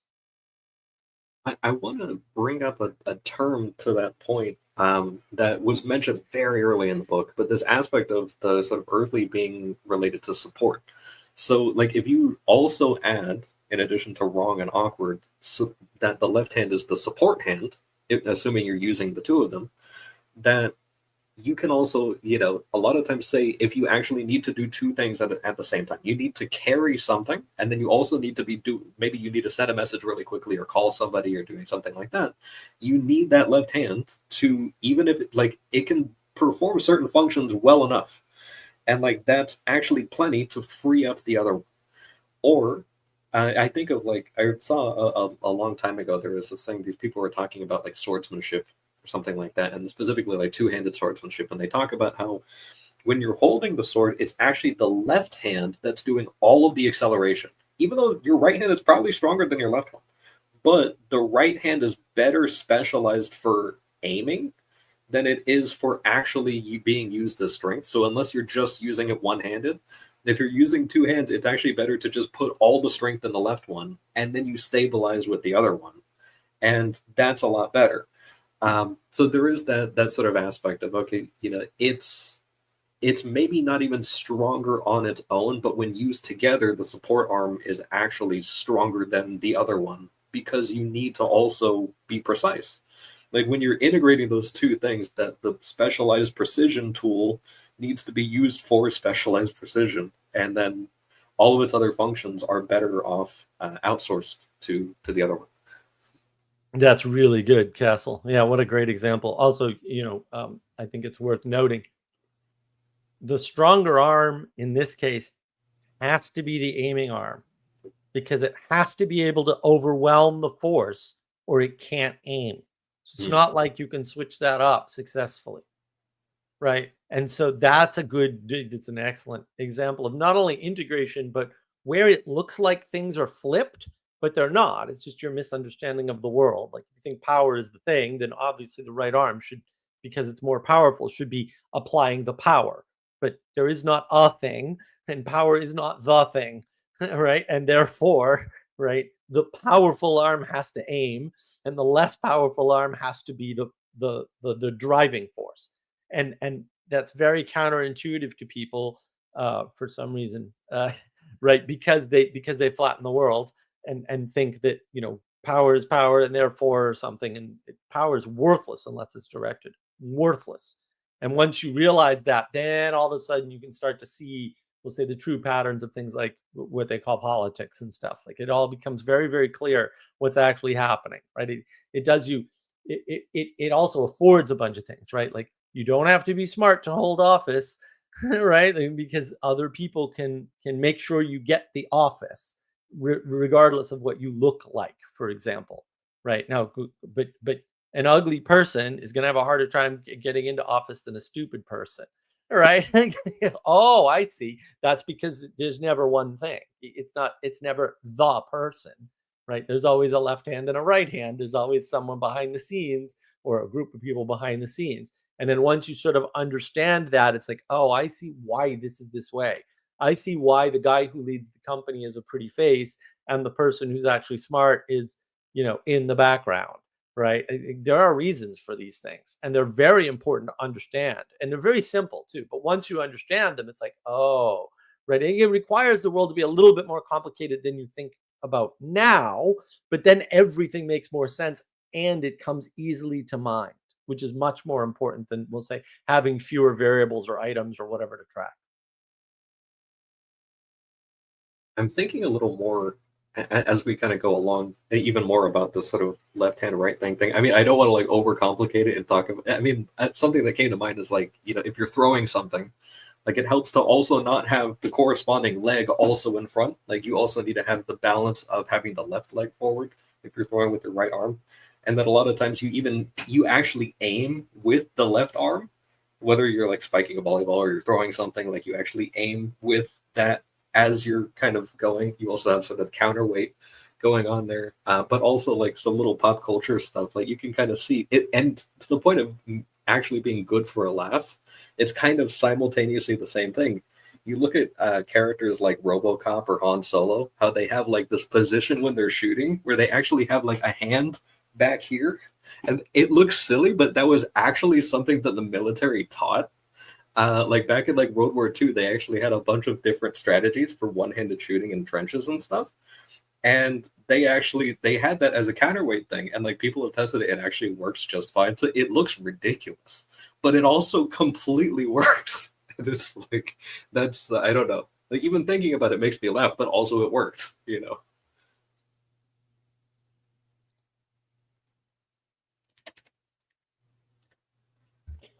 So I hate to be pedantic here about details, but this isn't maybe an attempt to be an example of a semantics or interpretation. So I was a competitive shooter in IDPA.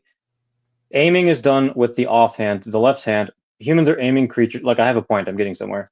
Humans are aiming creatures. If you, in your peripheral vision, if you point your hand at the corner of your room, you can be very precise without even pointing at anything in your visual field. Where you need precision with the right hand is with pulling the trigger.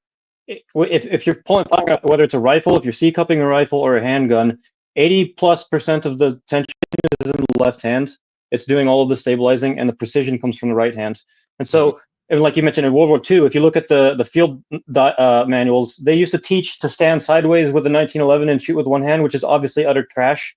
Weaver stance dominated the sport. Everybody.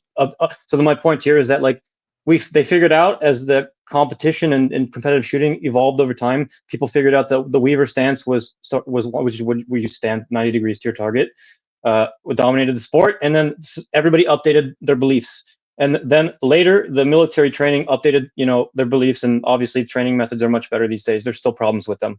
Like in the competitive shooting world, I could talk about a bunch of things that they do proper that the military still is behind on in a lot of their basic training. Okay, so like there are times where the society is wrong, and there are times. This gets back to, I was going to tie this back to previous point, which I can't quite remember.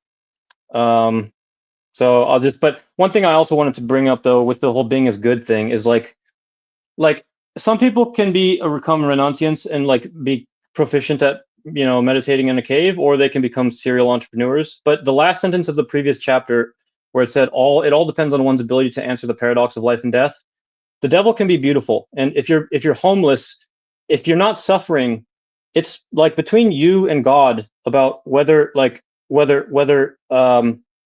I mean, you can be just because you're at peace with yourself and with life. It's not necessarily, and you're not in a flood, it's not necessarily a sign that what you're doing is good. Like your relationship to your own wasted potential is something that like it's between you and God, let's say, but that burden of it's, and I think to navigate these things and have these things unfold over time, it's necessary for like to be pure. I think that's kind of what I'm getting at in the sense that like when I did make the comment about the axiom of being as good is like, I don't know. There are dynamics that are required on top of. We can just anyway. I'll just leave it at that. For now, I suppose. Being as good as a starting axiom leads you to the purity.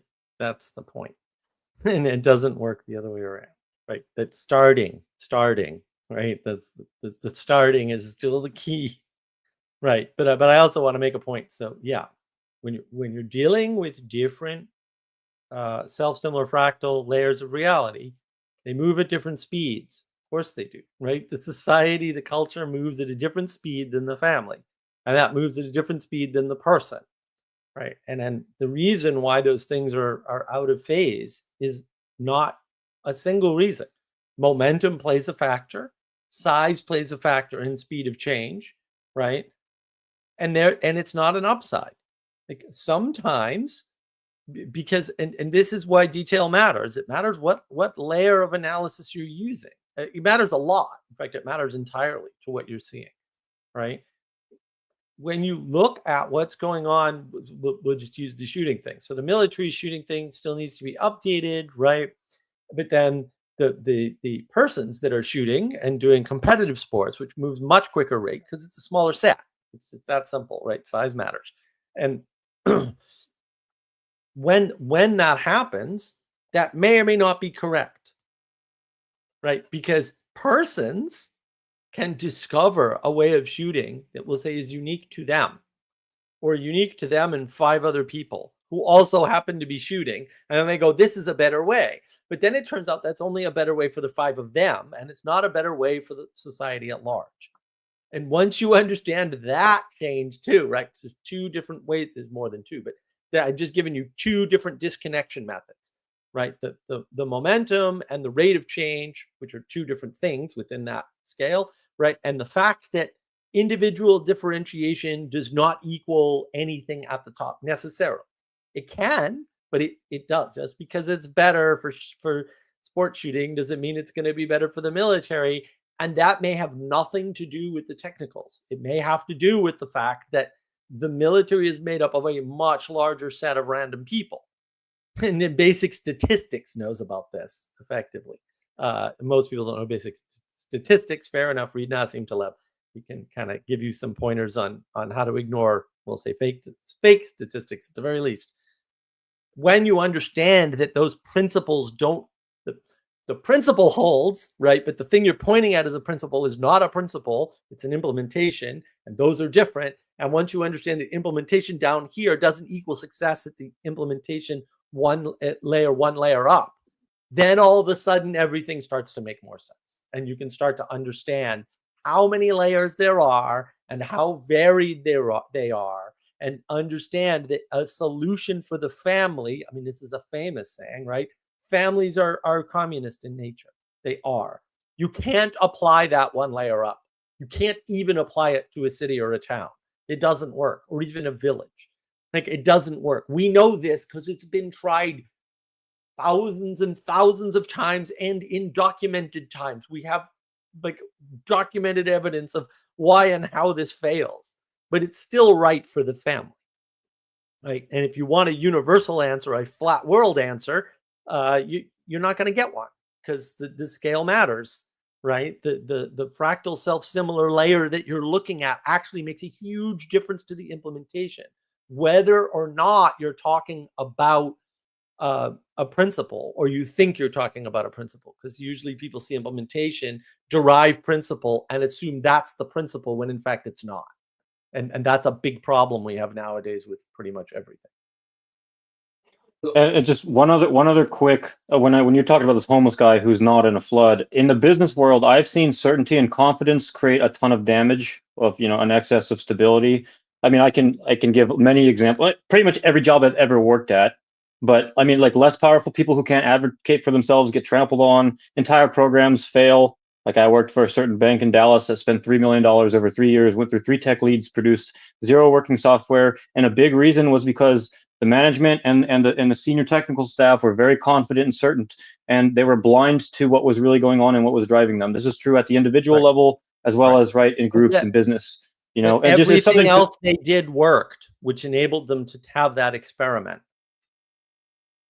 Right. And so while at the lower layer, you and I could see pretty clearly, right, that was never going to work and it's a stupid idea. The upper layer can't, because it's not possible. And so, yes, that's the way the world is. This is the perfection of the world. The world isn't perfect. And there's a cost to be had for structures and institutions. And that's part of the cost. And you have to pay that cost because you don't have a choice. And it's never going to work any better.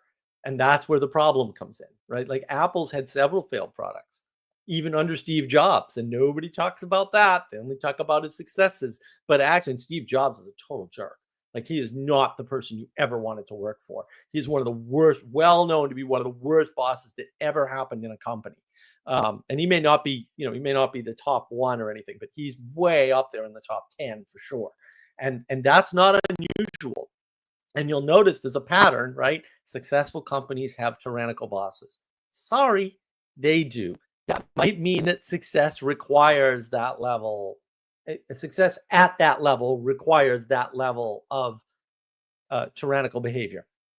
Could be. I'm not saying for sure, but also, boy, there's an awful lot of that there.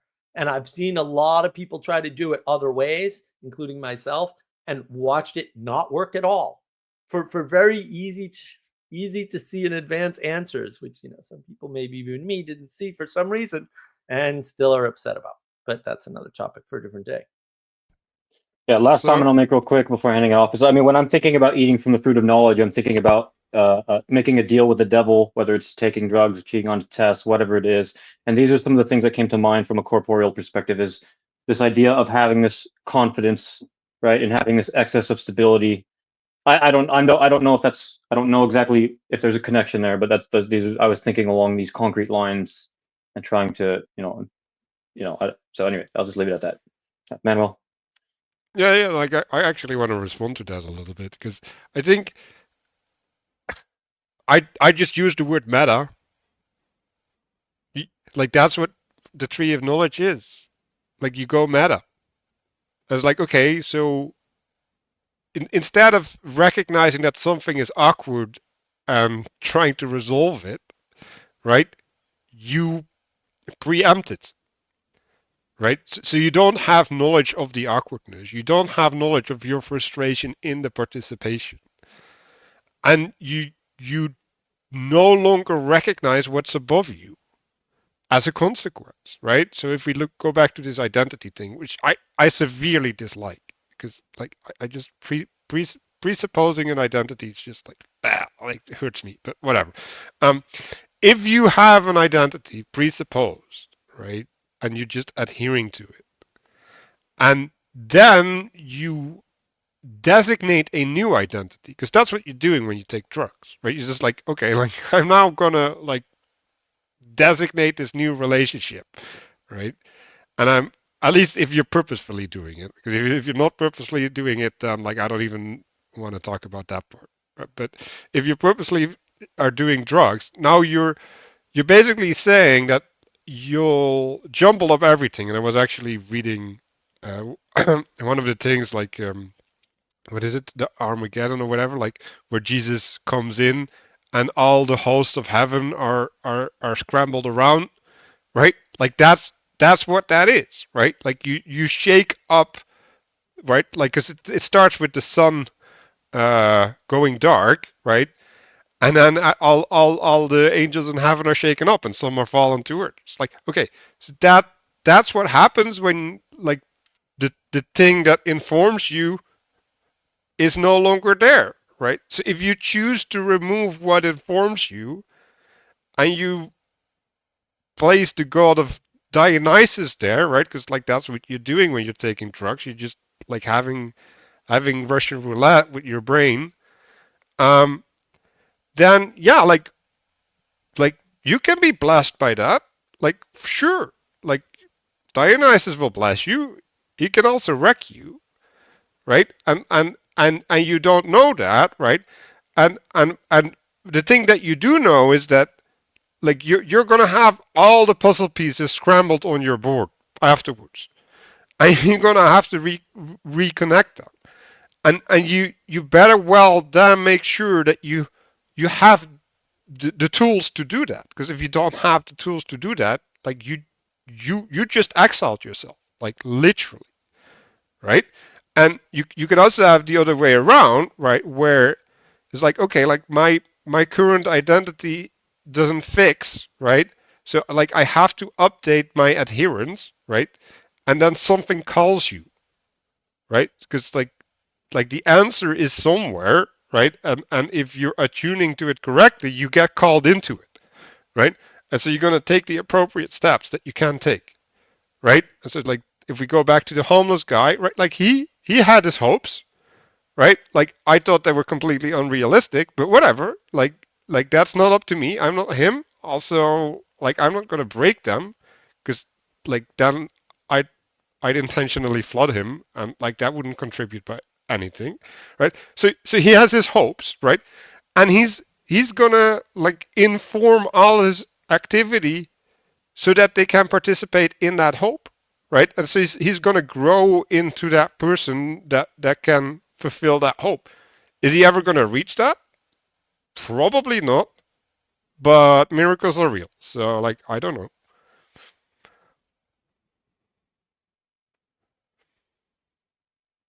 And also, like, is there anything else, right? Like, that's the other question. Like, is there anything better that you can do than just follow that path?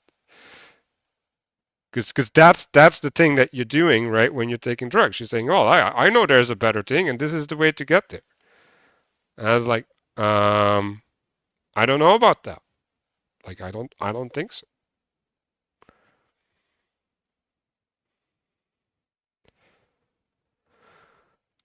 Um, oh yeah. Another thing I wanted to say is I've been listening to this podcast about marriage and how Napoleon changed it into the hands of the state, right? So you have one transition where it's desecrated, right? And then the second transition is that it got detached from the family by introducing gay marriage and stuff like that, right? And making divorce more easy, right? And so a lot of points that he was making is like there was like a legal reality, which was what the book that they were talking about was about, and then you have the social reality, right? So the change that Napoleon made like didn't change anything for like 100 years, because effectively they put it in terms of culture, but also you can put it in terms of the church, right? Like the sacramental marriage persisted even though the state took over the marriage. And in some sense, you could say, well, the state was serving the church, right? It was just an extension of the church in whatever manner you want to conceive of that, right? But if that flips, right, if the authority moves to the state instead of the church, now you get a new dynamic, right? And now new options open up, right? And so if you compare that to the shooting or whatever, right, it's like, or to a covenant in the Bible, right? You establish your reality, and that reality has interaction with other things, right? And you cannot predict the problems, or you can predict them, but they seem ridiculous at the start, right? Because like they were ridiculous because like 100 years nothing happened, right? Like they actually implemented the force laws, I think, with Napoleon, and they got turned back within 5 years because they didn't accept them. Like they thought it was ridiculous. So there's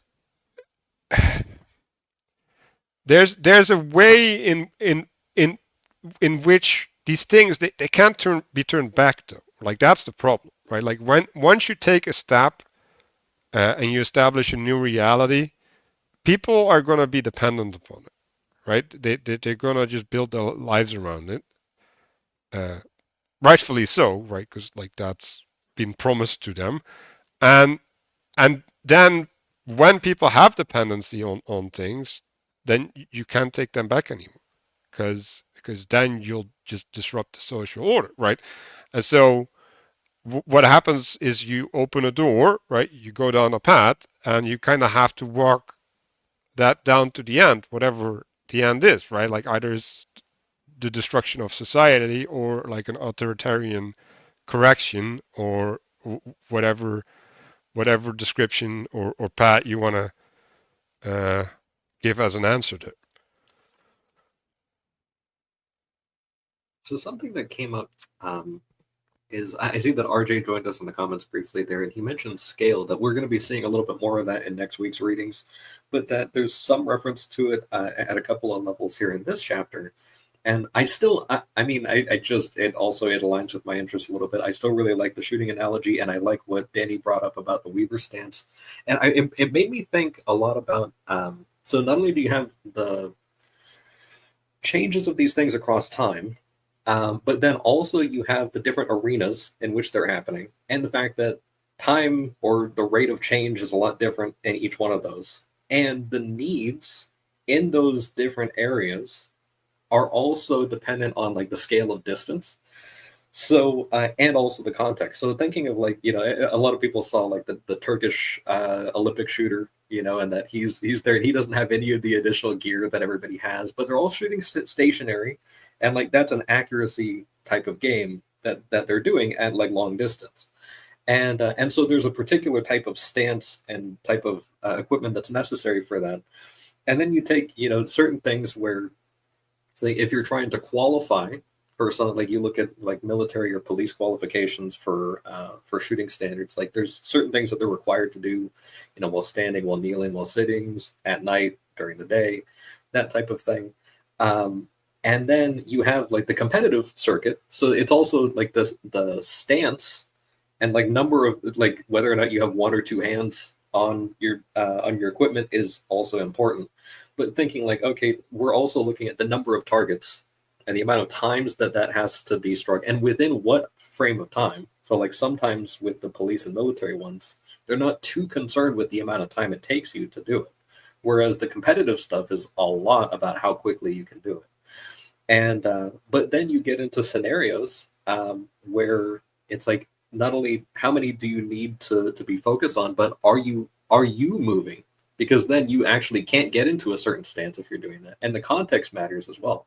Like if you're in a military context, like, yeah, if you're shooting a long distance, but also it's a two-way range, like that's a problem. Like you can't stand the same way that you used to. But if you're competing, like you can't also be in like that same sort of stance, because if you want to win, like you have to adapt to the situation. Whereas if you're looking at like the police, they actually introduced, it's kind of slightly newer within the last couple of decades. They've got center axis relock, which is actually, you actually rotate your right hand and then still support with your left hand. And then that is like extremely close distance, but the police are using that because when you're dealing with a person who is incapable of feeling pain that's running at you at 5 yards away or something like that, you actually don't have time to get into a stance or to do anything. And a lot of times you don't even have time to even look at the sights on the thing. You're actually looking on the side of the frame because you're that close. And interestingly, the distance at which a person is engaging with those different things they're aiming at changes not only how close they pull those hands back to themselves or how far they push them out, but also how much closer they get to their face. So like in the case of center axis relock, if you have a police officer who's in a situation like that, even if they're right eye dominant, they actually are not only supposed to have both eyes open, which is not always the case in competitive shooting, but even if they're right eye dominant, the closer the thing is, the more they actually rotate the sights over to their left eye, and they completely cover with their hand the right eye. So there is this aspect of like at different scales, you are completely going out, straightening out, more right eye, and then no right eye whatsoever the closer you get. And so I find that interesting. I don't have any like answers with that. I'm just thinking about these different scales we're looking at here. That was a lot of words, Castle, to say context matters. Yeah. But yeah.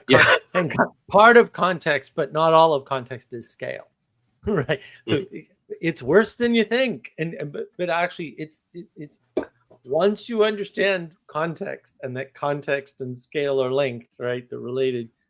The context matters thing makes a big difference. And then the thing is, you may get a little local anxiety about that, but actually you can understand everything once you understand a few handful of concepts like scale and context matters, and the action doesn't tell you anything about them. We'll say the moral valence of the action, right? It doesn't give you the goodness or the badness of the action. It can't, right? Because all of that is actually one layer up in the context, and that's super important. But I actually like that explanation. Man, it's a lot of words to say context matters. So I want to say two things real quick. Number one, real quick, I'm sorry, I misspoke, just correct a couple details. World War II, they taught shoot on the side. Then the basic training adopted Weaver, and what won in the competitive circuit was Isosceles' stance. I misspoke. 45-degree cant on a rifle is meta. Castle, it took time for that to come in. Both eyes open is meta too. It used to be taught closing one eye was not. Anyway, but these details evolved over time. But number two, more importantly, Manuel said something about hope. I think just thinking about my own life experience, which I mentioned this last week, like I think faith and action tends to come first, and then hope kind of follows up. I mean, I could give many examples, as sort of whether it's cutting things off and replacing things on your schedule, or choosing to take action in a sense of in faith. There's a reciprocal relationship between, there's a feedback loop between the actions that you take and then the things that you become filled with by taking actions. So I just wanted to make a comment on that real quick. Yeah, but that means that the hope is hidden to you. Mm-hmm. Right? Because the problem is you're always orienting, right? And so are you looking at the star that orients you, or are you discovering the star looking at your orientation? It's a little bit of both. Well, yeah, but like maybe one of them is wrong. Like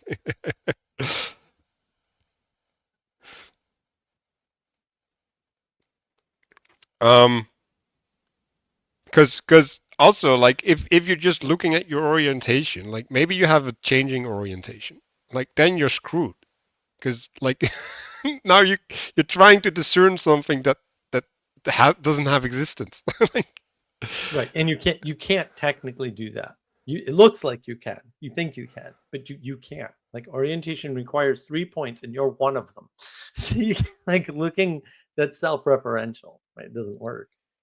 To Manuel's point, but also you have to consider it in the larger context of what actually matters, and you can kind of see in the world that people aren't paying attention to orientation, right? They're paying attention to themselves, and they think they're paying attention to orientation, right? And that's self-righteousness, saying I'm oriented correctly in the world, And the world keeps changing even though I'm not moving, which isn't a condition you can ever experience because you're always moving because entropy, right? Time, whatever, however you want to frame it.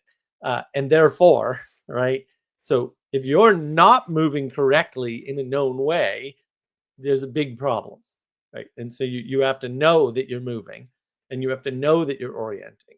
And that means the star matters, and everything else matters a heck of a lot less. And that's why you get into these modes where people are like, oh, no, the world's changing, and that's bad. And it's like, well, no, you're changing too. So the world changing should not be bad. It's, there's a concurrence there. It's not perfectly okay, right? But you get confused when you think you're not changing. And so that's important to sort of recognize. When you're going for stability or even purity is another way to say it, above all else, you're screwing everything up for yourself. Yeah, so to go back to the text, it says Adam's ability.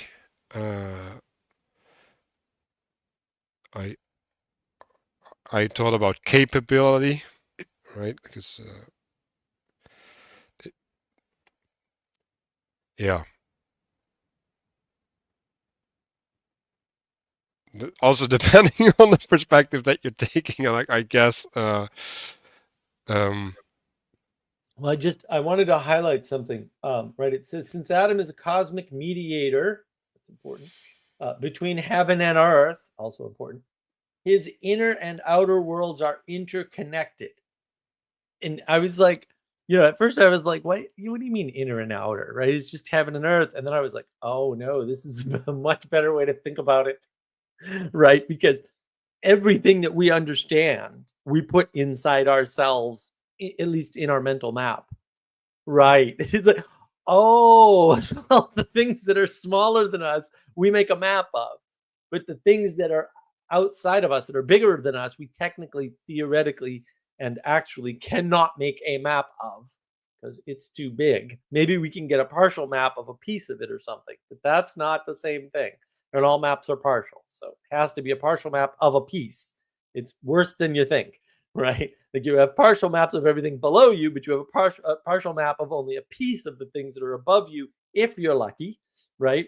And so now the inner outer makes more sense to use that than to say, we'll say the things below you, or even to say the things that are lesser than you, right? Or even to say the material, right? Because while you may be contained within the material to some extent, in the cosmic hierarchy, you are greater than the material. That's why you name the animals and all the plants and everything else, by the way. Right. And it's like, oh, that's because you're the mediator, right? And so there may be more material than there is you. And in that way, you are able to be, quote, in the material. But actually, the material is all the is all the inner world from your we'll call it personal private perspective or something, right? Secret sacred self is what PVK uses. But that is actually correct. And I was like, oh, this is actually a much better way to think about it, right? Because it explains, it ties in the psychology, right? It ties in all the psychology I've been mentioning, and it ties in a bunch of what Peterson's talking about with maps, and the deficit with the flat worlders or with the materialists, because that's actually reduces to the same thing, is that they don't understand there are things outside of them that their imperfect maps only map imperfectly a piece of. And if they could understand that concept, and they probably can't, because that's way more difficult than saying there are things bigger than you in the world that you were created into, in my opinion, then of course they're going to talk the way they talk. And I'm hearkening back to my Dawkins commentary on navigating patterns and my other commentaries. The Dawkins commentary in particular just really highlights this problem that these people have with thinking about things that are just bigger than them. And the fact is, a scientific language cannot ever deal with that, because scientific language is designed to deal with things, the inner things. So it doesn't have outer language. That's why there's a difference between the language, we'll say Christian language or Christianese, and secular language.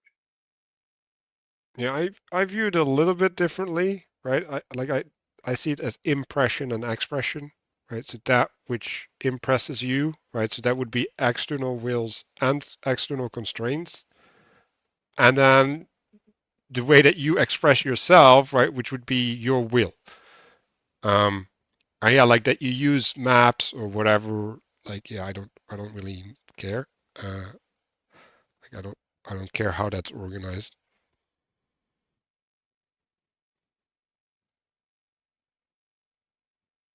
Because I think you don't need maps, right? You can also use internal spirits. Like,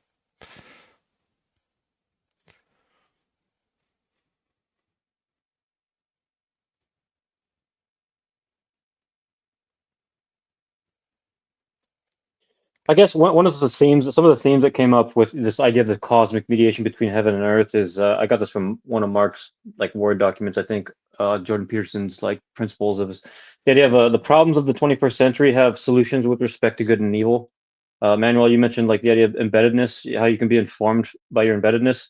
I could reference lots of different like concrete examples of like I'm talking to somebody from a different culture, and I'm trying to decide to what extent to bind myself to, like this concept of being equally yoked, for example, and resolving that. Like there are, to what extent, is it necessary to have a fundamental alignment on what certain things.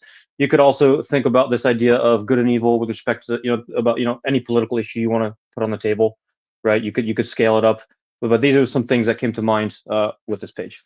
I'll just leave it at that.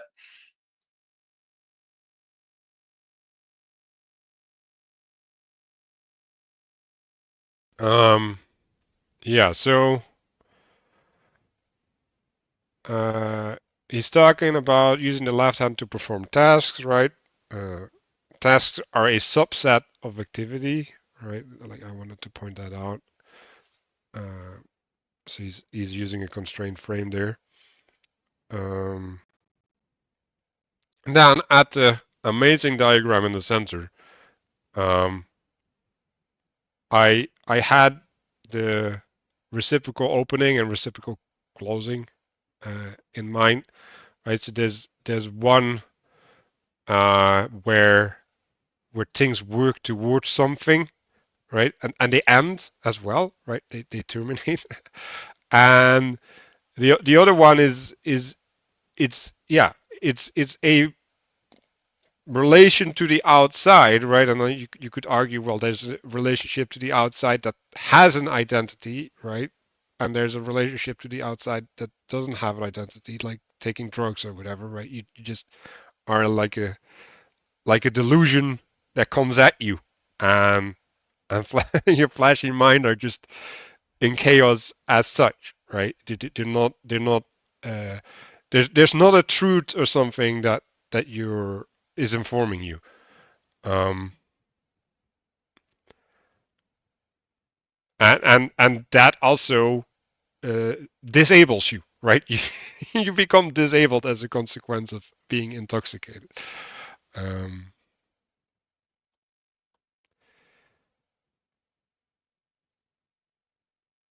Yeah. And then we were talking about the mediation between heaven and earth, right? Will reflect the inner mediation between mind and flesh, right? There's an implication of a sequence. I don't know if that's intentional,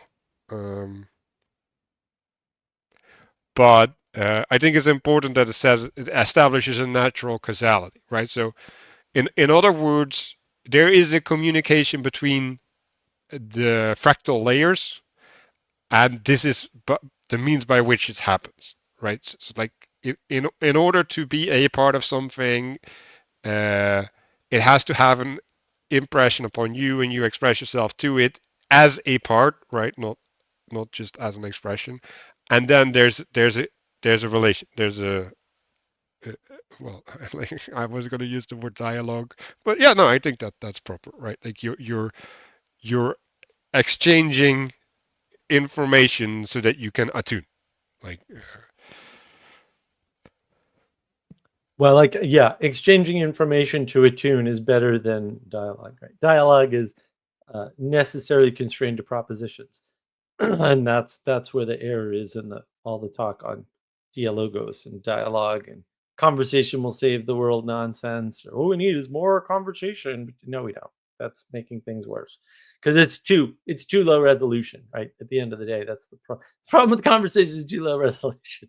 Just it doesn't convey things very well. It might be the best that we have for certain things, but also it doesn't convey things very well at all. Action contains much more information and sends it much quicker and much deeper than conversation ever could.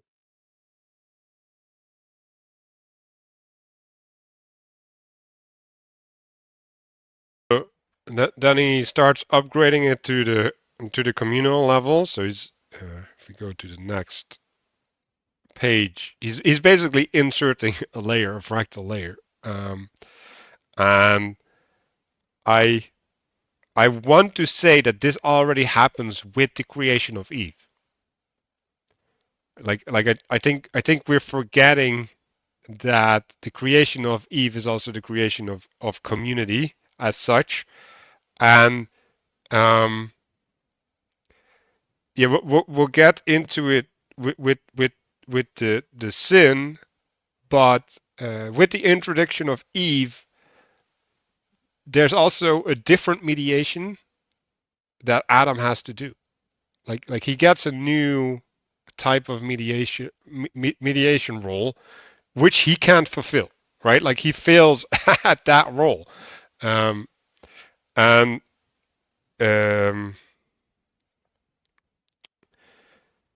yeah, so that implies that there is a bunch of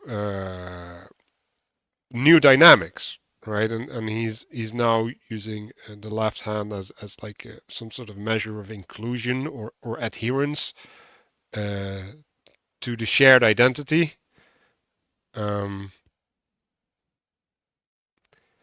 With some people actually even betraying the shared identity.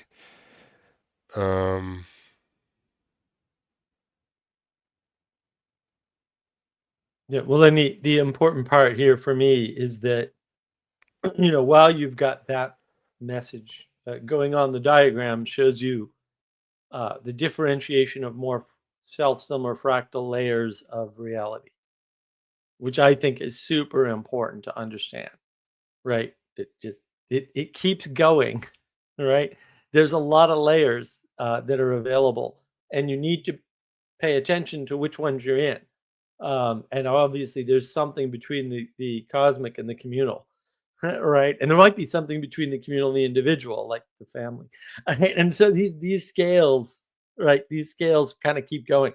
So the move from 2 to 3 is the important move, because that's where everything happens. Like once you get to 3, a bunch of other things become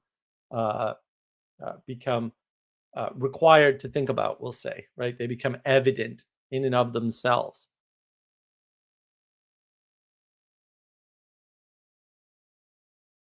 Yeah, and I think it's important to realize, right? Like the communal scale, if you look at that, right, you could see the nation, because that's a high level in the Bible, right? You have the tribes, right? They're hierarchically embedded in the nation, but you can see things like what's happening in the world right now, where people have online communities, right? So the embeddedness gets destroyed, right? Or there's a different means or method of embedding. And you could also say, well, like, yeah, that there's this whole piece in the Bible about Israel not worshiping or partially worshiping or whatever, right? So there's also the means of adhering to the name giving principle, right? That within the group, right, you could say, well, like, oh, the whole nation is on the left, right? Or there's a balance between the left and the right, or the whole nation is on the right, and well, you can see it nowadays, right? Like if the left and the right are too far apart, like they're no longer left and right, right? Like the only thing that keeps puts them in the same identity is that they still share the same physical space, right? Like they no longer share the space where they live, right? Like the way that life happens, or whatever some people you can't even call that they're living, but the way that people manifest themselves is parallel, right? Like even though they're in the same areas, using the same facilities, their experiences don't connect anymore.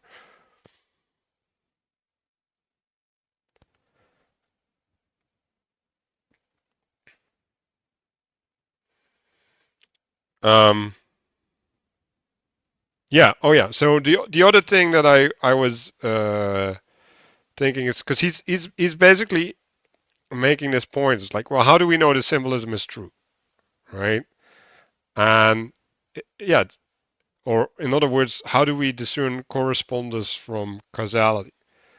And I think this is really important, right? And we can see parallels between things because they actually have the same mechanism of action, and we can see parallels between things because they're just necessary components, but they're not functioning in the same manner. So it's important to stand still. And the last thing that I wanted to say here is that if you're intentional in your adherence, then that creates a new relationship to your embeddedness, right? So in other words, that's what responsibility is, right? Like in assuming intentionality in your participation, right? Like now, instead of being completely informed by the body that you're partaking, you are reciprocating the information, and that just changes, right? Like now there's something that's established, right? You could say like a marriage or something, right? Like you establish a relationship, you have a new reality, new rules, new possibility, and new constraints as well.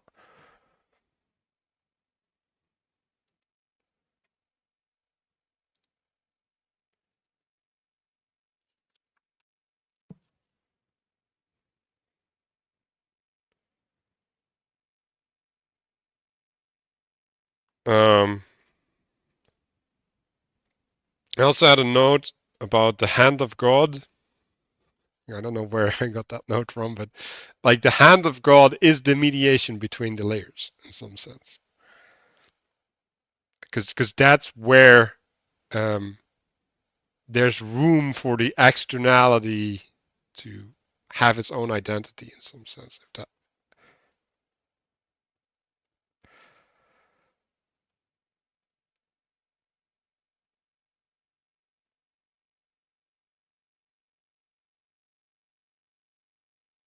anyway. Anybody got some comments? Because we're over time.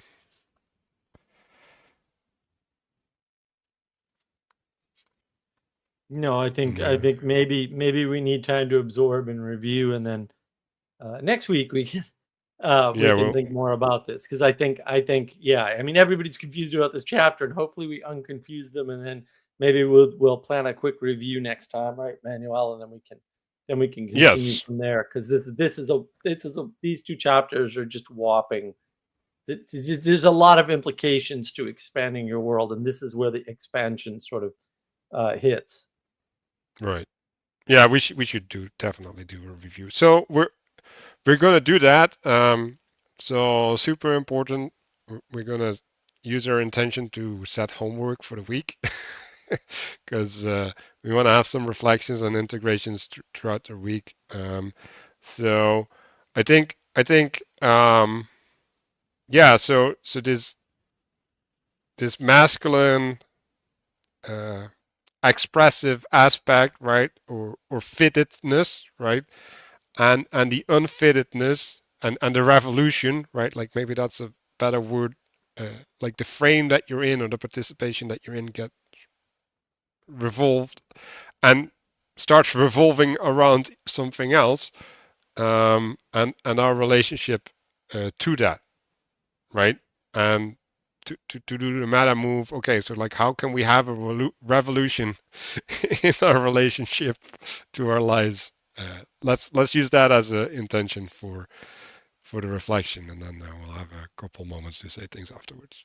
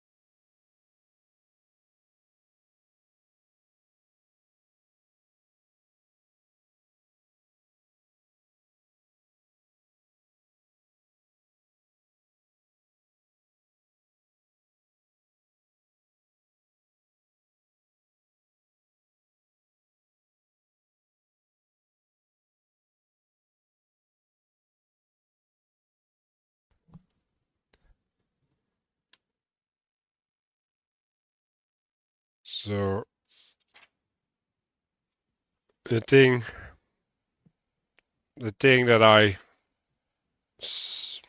saw is like when you're revolving, you have to revolve towards something, and that brought back hope for me.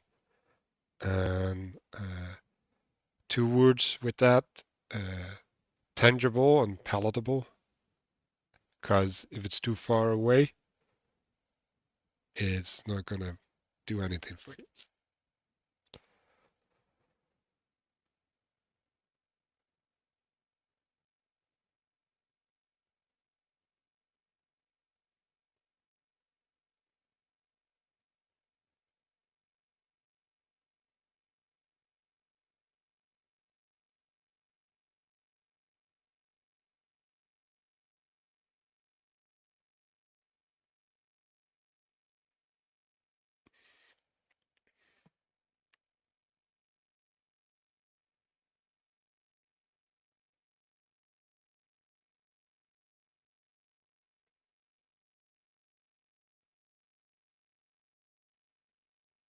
Anybody want to share their insight?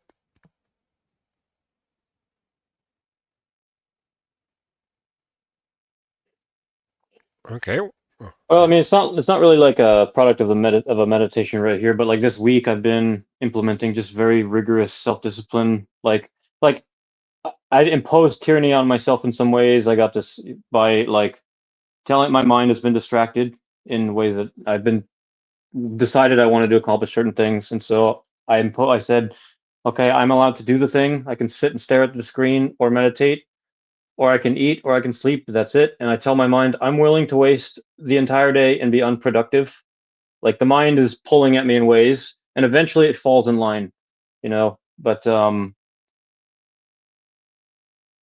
you know, that was, I mean, I do this sometimes. That was it works, and then later I established balance. I mean, I just wanted to just say, in terms of revolutionizing my life, you know, your life, like that, this is something that I do regularly. I mean on occasion, like when I decide this is not right, I want to change this. You know, so I mean, I've been kind of, this week is extremely difficult, but I'm really happy with what's happened this week, and I just wanted to offer that as a, for whatever it's worth, as you know, something I do sometimes. And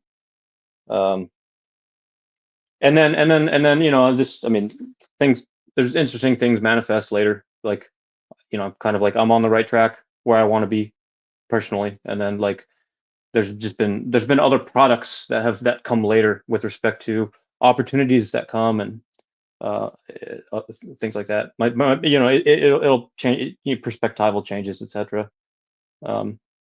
So I'll just offer that up for whatever it's worth.